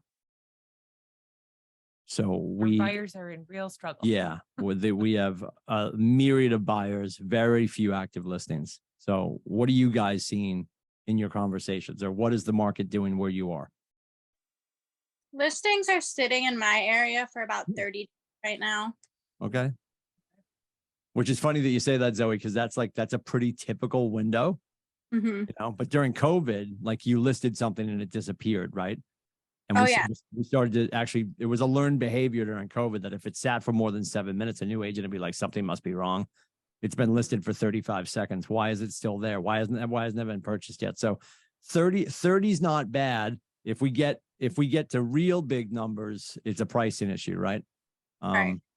For sure. And we know that just based on the math too. If you've only got 5 active listings in Portsmouth, New Hampshire, and they've all been on the market for over 40 days, they're probably all marinating in their greatness of being overpriced, is usually the case. What else are you seeing, guys?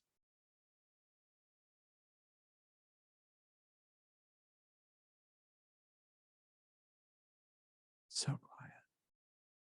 I'm gonna say it's a seller's market, in the DMV. And DMV meaning DC, Maryland, Virginia. Mhm. I feel like it's the seller's market. Got it. Yeah, it looks like the multiple offers are coming back too. In this area, because I'm in the same area as her, not far from her, and a property I was going to see today had 15 offers on it. Yeah. Yep, for sure. And that's when you'll start to notice. And I hate the singular word shift. I know you guys know the other book that we talk about quite a bit at Keller Williams is the shift book, and people consider that to be it's like it's a day, like, oh, it happened last Thursday. That was the shift. No, we're always shifting, right? And we're in a shifting market every day, and it's making sure, as Gary would say, are you preparing for the market that is yet to come? Are you guys over there looking for the shift book? Yeah. All right, I got it right here. The up Oh, guys in all front right, of so it. that's the shift book. There. Yeah. It's like, what is- I do have one over there that we'll have to show them later. There's a big black book over there. It's called Chicken Noir.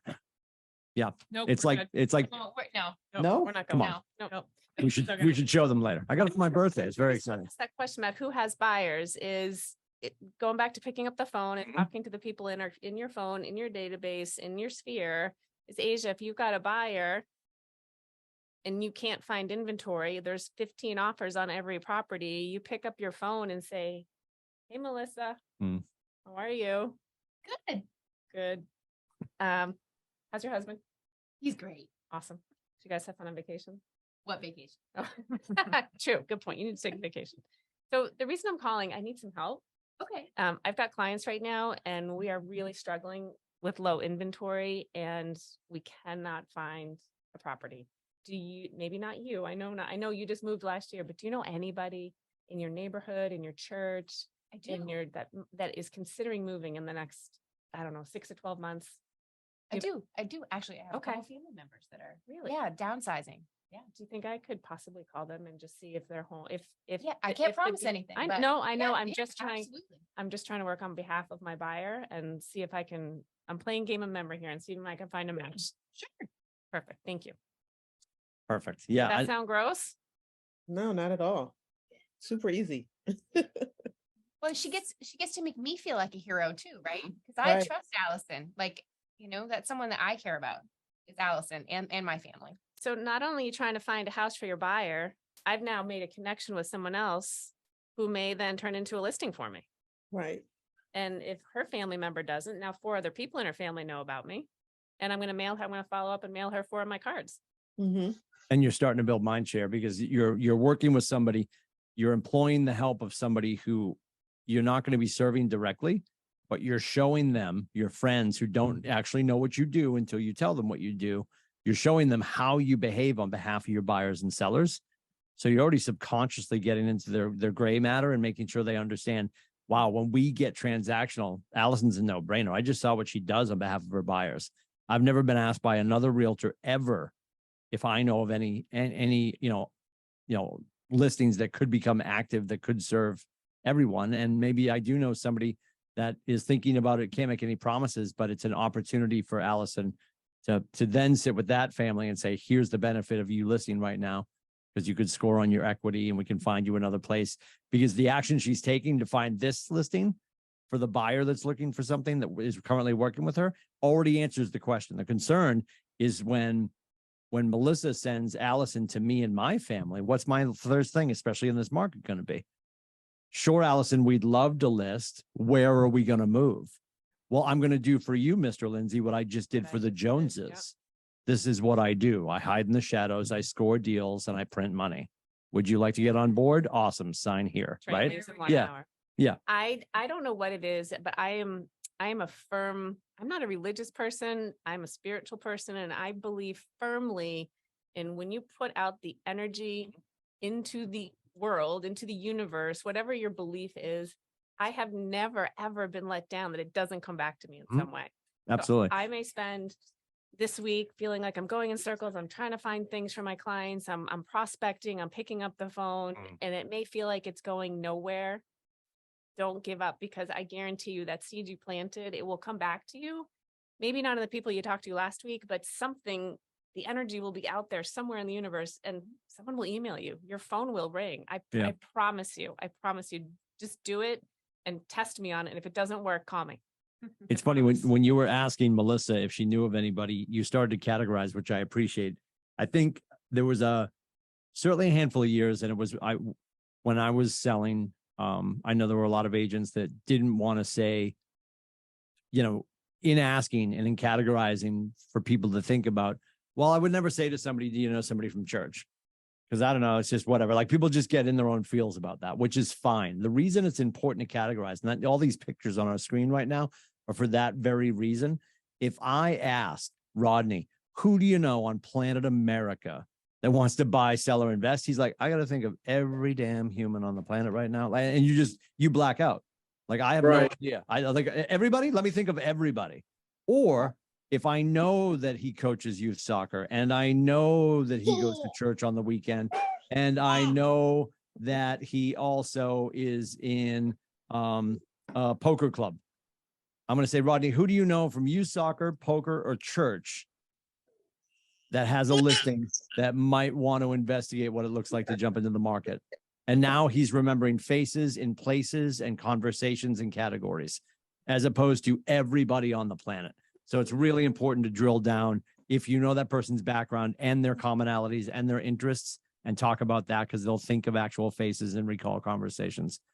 So are we talking to our immediate family? Are you talking to your friends? Do they truly know? Your relatives. This happens all the time. 4th of July is going to be here. You're going to be in somebody's backyard, and everyone has a fat Uncle Tony, and people are talking about selling their house. And fat Uncle Tony, he's an expert because he watches CNBC. And he's like, oh, you shouldn't list right now. The market's terrible. The world's on fire, all this stuff. Like, if you're the only real estate professional in the backyard, I need you to put down your hot dog, hamburger, and potato salad. I should say potato salad. So my grandmother used to always say, your potato salad, put down your potato salad and march over and take over the conversation. Well, no, I was finishing my potato salad and I didn't want to interrupt, and nobody else in the backyard's an expert. So don't let a deal in your family's backyard get away from you because you don't want to bother anybody, right? Past coworkers, where did you used to work? You had great relationships with them. You should stay in touch with them. Find out how things are going. If they're moving, right? Like, listen, if you left, maybe you were the cool kid at work. They're like, oh, wait a minute. Zoe left. Work's terrible now. This happened during COVID, right? People came back from furlough and COVID. They walked into the office. They're like, there's nobody here. Well, Tim left and got a new job. Allison hated Tim, so she stole his desk. Zoe got a promotion. She's on the 7th floor. And Melissa's in the closet looking at command because she's a dork. Well, like, the whole team's gone. I don't want to work here anymore, right? A lot of people discovered during COVID, they didn't love their job. They loved the interpersonal relationships at their job. So maybe where you used to work, maybe there's some upheaval. Maybe you can stay in touch with them, but you should just stay in touch with them anyway because you had a relationship with them. Hobbies and sports groups. If you have short people in your life and they play youth sports and you're standing on the sideline with a $15 latte and you hear people talking about real estate, you should interject. You're the real estate expert. My first like big domino to fall was when my kids were in daycare. What's happening when you have kids? You're growing out of your house. Yep. Allison, we don't fit anymore because I got my 8th kid coming in the way. Yep. So 4 bedrooms doesn't cut it. You know what I mean? So like, you just have to like go wherever you are, go deep. Absolutely. Yep. And Absolutely. you can make your list of all of the different areas of your sphere. On page 83 in your workbook, there's a list for you. It's going to help you brainstorm. Who do I know? Who do I know who are my neighbors? Who do I know past coworkers? Who do I know from hobbies? Who do I know who have been my teachers or my kids' teachers? Tag them in command. Right? Professional services, etc. These are, yes, awesome tags to start with in command. This is how you build your sphere, right? We talk to a lot of people who, especially post-COVID, are, they're like, well, my sphere is kind of small. Maybe they're new to the area and they don't really, I don't really know. Does anyone here feel like that, where we talk about your sphere and you're like, oh, the 3 people that I know, them? I do. That's just me. You, Rodney? Yeah. So you do know people, right? And you can just use a memory jogger to help you. So page 83 in your workbook. And and I want to make sure we're not here till 11. So I'm guessing. We're rolling. We're rolling. just Yeah. skate us. Everybody stay loose, stay expanding dangerous, stay here we dangerous. go. Well, I'm going to pick on Kate real quick. Kate said she had 300 people on her phone. You only know 300 people? I'm pretty sure I know more than that, but Mhm. prior to obviously me being in real estate, I was really icky about having everybody's phone number in my phone, but obviously now I want it. That's a So good sorry, slug line for your more. business card. Kate Molina, icky about people. Yeah. All Yeah. you. Print that shirt. What does that logo look like? Yeah. It's a children's show. Keep it moving. Keep it moving. Yeah. Yeah. Dear Lord. Right. So adding more personal information, so important. We talked about this before, like the kids' And this is- birthdays, Birthdays. home Yes. anniversary, when you sell them the house. And I know some people freak out about this. They're like, well, yeah, it's been 6 months. Should I call the Lindsays? And well, I'm freaking out because what if I call and there's stuff going on with the house? They bought the house. With home ownership comes home ownership risk. Like, well, yeah, like in New England, you guys will love this. Mueller remembers this. We had a flood up here, not a flood, biblical. We had a huge boat. We had the Mother's Day of 2005. Was that it, Mueller? Mother's Day of Yeah. 2005. No, 6. Yeah, Mother's Day 2006.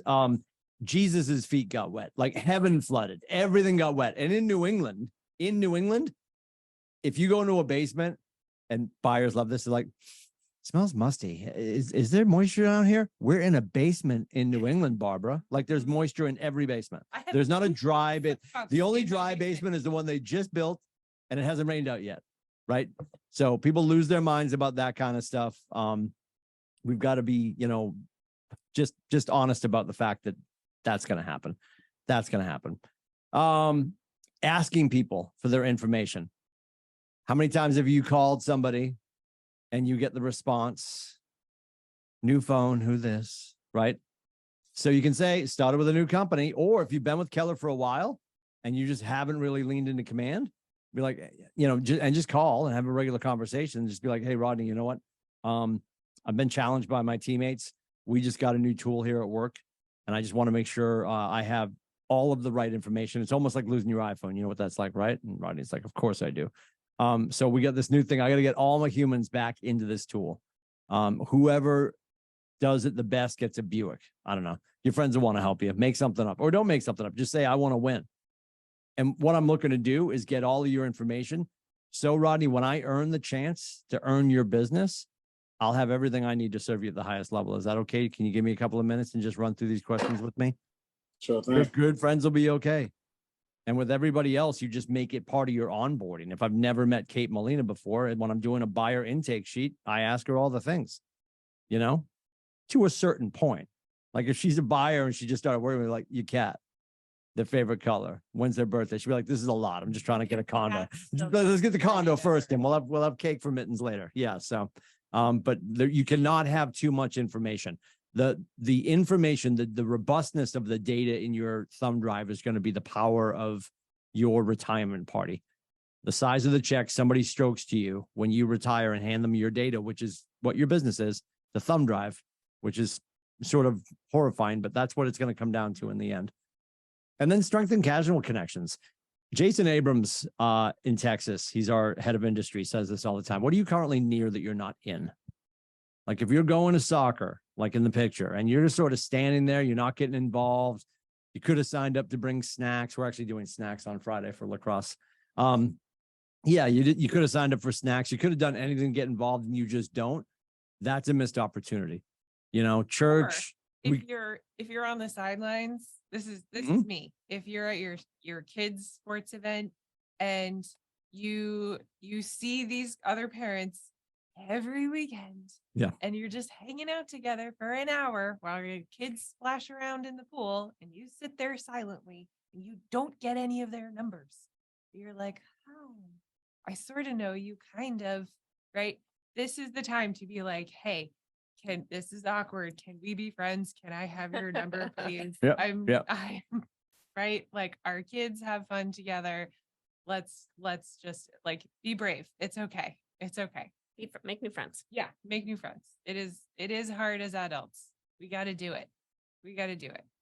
Well, and like when you talk about people and you think about everyone came into this industry arguably for like two streams of revenue. One is time, one is money, right? If like, how many families would you like to help? If that could be a number that you could never imagine in the next 12 months, would you be okay with that? Sure. And is there such thing? And again, this sounds greedy when I say it, but there's no such thing as too much money. You're going to get to a certain point where you're remarkably comfortable, and then you're able to do whatever you want to do philanthropically for things that are important to you, right? Send a fat check to puppiesforpuppies.com, build a church in your hometown, send a kid to college, whatever it is. Like, you're never going to be like, oh my God, I made too much money. What a pain in the ass. The bank called, they're full. Like, nobody's, if you get that phone call, call me. I will help you. We will go get chicken. Yes, right? Okay. Dave, all the Dave's hot chicken you can shake a stick at. 1,000%. 1,000%. But selfishly, we are in business to be in business. Yes. How much real estate you want to sell? A little bit. And A little bit. Actually volunteer touch. Yeah, occupation. well, it is until we close. And so make sure every second you put into this has a purpose. Mhm. Yes, we want to make friends, but we want those friends to help us make money. And then help us make more friends. Well, Yes. and what we didn't say here, I was looking is, if there isn't a group that you're in, make your own. I'm in Yes, my that's own a neighborhood great idea. walking group, and one of my neighbors avoids me a lot, but we talk a lot about He it. walks fast, so he doesn't have to talk to you. Yeah. It's no big deal, but Yeah, but make your own group. Make it, to walk is to just be social in a casual way. I don't know a whole lot about my neighbors. They haven't actually been in my house, but we walk every Saturday together. what's can everybody either shout it out or put it in the chat? Like, what's a group you're a part of, or something that you should be a part of that Mhm. you would like to start? The thing that you said you were going to do on New Year's Eve, you're Yeah. like, you know what I'm going to start doing in 2023? I'm going to start mountain biking. I'm going to start a walking club, a book club. Mine's plants. I'll Plants. like, I know. Oh. I'm a total plant nerd. And I want to do a seedling swap. It is Aw. garden time. Oh, that's a good idea. Seedlings are doing great. That sounds great. I can't wait for that. Tim is Tim's not Yeah, here I'm for all, that. I'm here for it. There's I'm here for it. something involved in that one. Veteran Yeah. groups, VFW, awesome. Yeah. Habitat for Humanity, Team Red, Awesome. White, and Blue. Love that. Who else? Oh, fitness group. I didn't see that, Kate. Yep. Perfect. Awesome. So get in there and jump in. Yeah, I mean, a perfect example, talking about fitness. If you belong to a gym and you belong to one of those punch you in the face at 4:30 in the morning gyms, like a boot camp gym, right? You're all maniacs. You're getting up, your alarm goes off, you wake up God, you get dressed, you go to the gym. Like, if you're up real early and doing that, what are you showing everybody else in that class? You're crazy, you're punctual, and you're committed, right? Like, I'm showing up at the gym at 4:30 for the 5 o'clock class or the 5:15 class. I'm going back home, shave, shower, get dressed, and then I'm going to go sell real estate. That doesn't need to come up, but eventually at some point at all those sort of sessions, right? If it's pure bar or Orange Theory, whatever, after class, everybody starts chatting. Hey, you always do the Monday 5:30 class. What do you do for a living? Oh, I'm so glad you asked. I'm a real estate agent. Gotta get You've to the already office. shown them, you already share the commonality of wanting better health, of being maniacal enough of getting up to be at the gym at 5:30. You already share those things. And now you've shown them before they even find out that you're committed to something. And when you show up, what are you doing over there? They're breaking the office. Well, I don't know what's Falling off happening. Chairs over there. Okay. Try to plug in something. Oh, you want, yeah. I heard the air. We have an air circulator in the room. And that's shut off. And now I'm gonna hyperventilate. Yeah. I feel like you just unplugged Okay. grandpa's oxygen machine. All right. So there's so many different ways to expand that, have those conversations. And you've got to behave differently. I know a lot of people like, I don't want to do that. And there's not one way to sell real estate, but the biggest crime you could do, especially, and I'm thinking about Rodney, how hard you work to get to where you are, to behave like a secret agent right now would be such a disservice. Like, if you truly believe that you are gifted and that you have been empowered and you want to deliver for these people and you decide to hide in the shadows, that is such a disservice to the universe. So we've just got to get out of our own head. We're not bothering anybody. You deliver value when you call people and ask them about them, and think about where we live right now. Because so many times, like, everybody's just like, yeah, nobody really takes calls anymore. If you leave a voicemail, they'll text you back. or whatever the case may be. We have to get over that. We have to win the art of the conversation. We have to be the person willing to make the phone call. And you got to think about how many interactions people don't have on a regular basis. How many friends do you have that work from home? And Monday through Friday, it's them and their cat and TV dinners. What if you broke that chain and just made a phone call and checked on them? Right? Care calls became wildly important during COVID because everybody was checking on each other and just calling, seeing how you're doing. Those can happen every day. With economic factors and all the things going on, we get over the winter, certainly in New England, especially on a snow day, we know that there people might be fuel insecure. Going to school might mean breakfast or lunch for a kid. And just calling around saying, hey, me and my friends at the office, we're calling around to make sure everybody's good. Do you know anybody who might be food insecure, who could use assistance from a local pantry? Yeah, and any of it. And what we have to do and be grace-filled in the moment is somebody might say, I do know somebody. And you can't be like, cool, give me their number. Because I truly, as your coach, I would say, you're not making these calls to hopefully get a kitchen table. You're actually showing up as a community leader at this point. And the person who says they might know somebody, the somebody might be them. So all you need to do is give them the resource and make sure they have the connection to the food pantry or whatever the case may be. And then the reason we don't make that call is like, well, Tim, I don't know all the food pantries in New England. Well, all I need to do is make phone calls until somebody says they need something. Then I jump back to my local Facebook page for my market center. And then I say, hey, just got off the phone with a friend of mine. They know somebody in Sanford, Maine that is food insecure. What's the local pantry? I'm going to get that answer in under 10 minutes. And then I get to call back and be a superhero. And then when that person who I just gave the information to empower them to be great for somebody else becomes transactional, I was showing up in the gap like a human. That's how we win. This video game is way more complicated if we want to make it that way. Be a human, pick up the phone, move the needle, make people feel heard and cared for. You're going to print money. You're going to print money. It's going to just come to you. So we want to track lead sources. Super important. When you get to December 35th and your coach says to you, like, where did all your business come from? You're like, I don't know. Like, we need to be able to blame it on something. And we want to do that because if you invested a whole bunch of money with our friends at Billo and they promised you 15 beautiful leads a month and you're 6 months into the year and you're like, we got 14 leads, 2 dead bodies and some cold chicken. That's all we got. There's nothing else. Right? Not even Dave's hot chicken, you know? Mouse. Yeah, we get some really bad leads. Email.com. We want to hold them accountable. So, and we want to be able to do 6 degrees of Kevin Bacon on where our greatness came from. Go ahead, Melissa. Well, and I know we were excited earlier about talking about the import from your phone feature. I just want to point out that if you're using command, it's going to come through as your lead source as phone import. I encourage you to go in and change that because they probably got into your command, not just the phone import. How did that import how did that lead get to your phone? Where from? Right. Where do you know them from? Right. Is this your hometown? Is this somebody from school? Is this somebody from work? Which job? Which bar? I don't know. And Melissa, do they do that with a pound or a hashtag? There's neither on that. Oh, good. Good for you. Good for you. That'll be on the quiz later. Okay. But I do want to point out that lead source is important and don't just let it be filled in when you import something. Go back and take a look at what that is because it doesn't mean anything if you don't check the data. So super important when we are doing lead generation. I'd invite you guys. I know you guys know from Ignite, you should be having 10 conversations a day. We're aspiring to have 10 conversations a day. In doing that, what people do and they lose time is I'm going to go in, I'll make sure in the office, maybe your office has a stand up and there's some rah-rah meeting in the morning. Then at 9 o'clock, I'm going to start making my calls.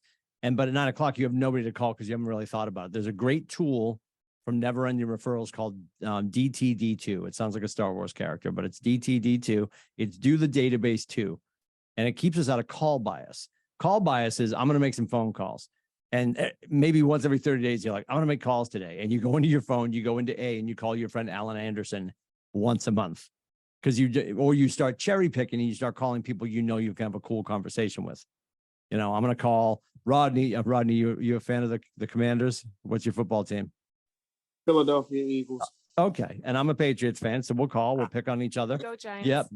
Patriots are horrible. The Eagles are awesome. Good for you. Awesome. And we're gonna have that conversation, right? Like super simple. In the grand scheme of things, I'm going to storyboard what I'll talk to you about when I call you. So I want to sit the night before, pick the 20 people you're going to talk to tomorrow, storyboard. If I get a hold of Rodney, I'm going to talk about the Eagles.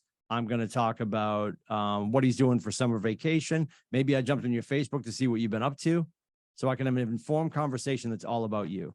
And if I do that the night before, then I know my 9 to 11 or 9 to 12 call time is going to be really purposeful because I've already got the people I want to call. We We'll also map want to make go ahead. conversation. What's that? We're mapping, like, so it's like we're kind of like mapping out a conversation. Basically. Absolutely. Yep. Okay. Yep. Make sure when I talk to these people, here's what I'm going to talk about. Like super simple, and it stays all about them. And then when I'm doing it, and everybody's different. If you'd rather write and then put it in later, if you're really good at typing, I'm not. I'm going to make sure I've got the contact card that I'm going to start to put your information in so I can add it to the notes right away. So while I'm having these conversations, I can do that. And then we talk about this all the time. Gary says there's 5 jobs of a realtor. Do you guys know what that is? What the 5 jobs of a real estate agent are? Nobody's raising their hand, so we'll just go with it. So It was a couple of sessions ago. yeah. Gary says every real estate agent every day before lunch is lead generation and lead follow-up. After lunch, you go on appointments, negotiate contracts, and then he said you should script and role play every day. So making sure that we are doing lead generation and then lead follow-up. I have to find more names to talk to and then follow up with those people and stay engaged with them until they ask me for something of service. And then I want to also make sure I'm following through and adding notes to the database and nurturing them. Remember that picture we had of the top of the funnel to the bottom? I want to keep moving people through that with nurtures until they become transactional. And then they're going to become a repeat client for me, or they're going to send me referrals for the rest of forever. Do you guys want new business, repeat business, or referral business?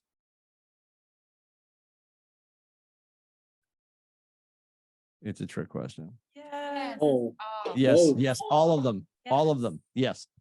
You want all the business. You want new business. You want repeat business. You want referral business. Absolutely. Who here has a time block that they intend to do lead generation within on their schedule?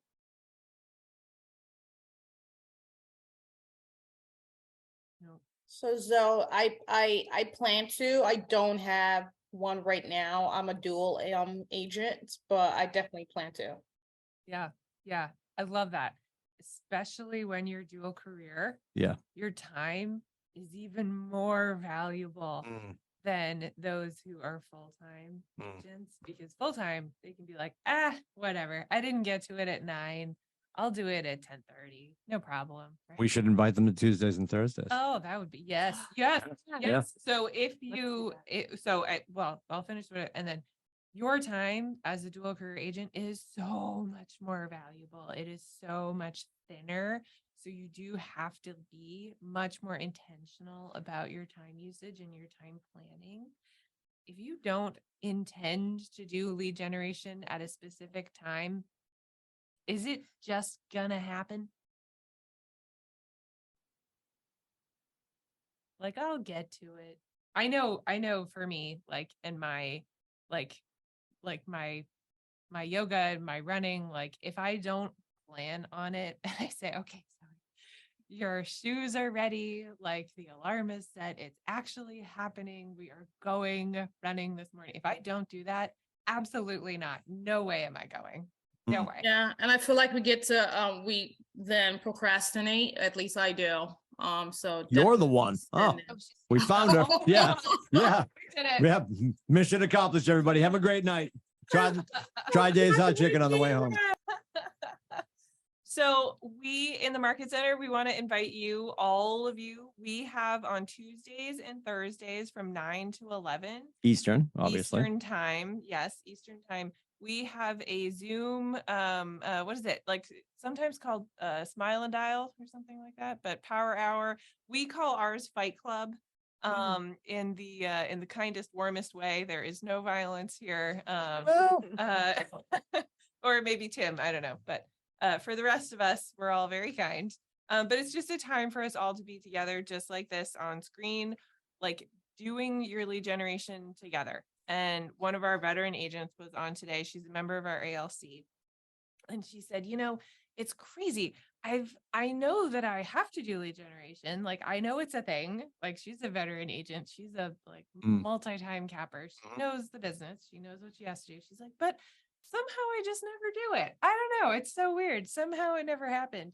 But when I started coming to Fight Club, when I started making an intention and having a place for me to go to do that, then actually I started doing it. And you know, it's crazy. I'm getting deals from it. She made 3 appointments this morning Who was in it? 2 Was it Alice? hours. No, it was Lisa, Alice. Lisa. Was there. Yeah, I think it was Lisa Church. So church, Yeah. yeah, wild. So look, making an intention, joining a group, you're all more than welcome to ours. It's It literally is- kwfightclub.com. KWFightClub.com is the Zoom link, 9 to 11. You and everyone you know is invited. It's open to everybody. But if it's at Fight Club or not, make a time for yourself to do this, because just like anything else that we try to do to better ourselves, things that we know we should do, right? It is not just going to happen. Better together. And it's better together. Yes. And so this is like prepare, have everything you need, right? Enlist support. That's the big one. That is accountability, your accountability partners. That is asking people not to interrupt you during that time. We've got people who put signs on their doors here in the market center. Please do not knock on the door before 11 a.m. I'm doing my one thing. I'm doing my lead generation, all that good stuff. Excuse me. Questions, comments, concerns? Will you guys be our daily today's Thursday crew, or would we get another one next week? Another. This is we were invited to do it once. We were invited to do it the first time we were invited to do it last time, and then I said to Zoe, I'm like, I don't know if we're gonna get invited back, but here we are. So yeah. Now this is we're one and done. But when she runs it again, we'd be honored to come back. So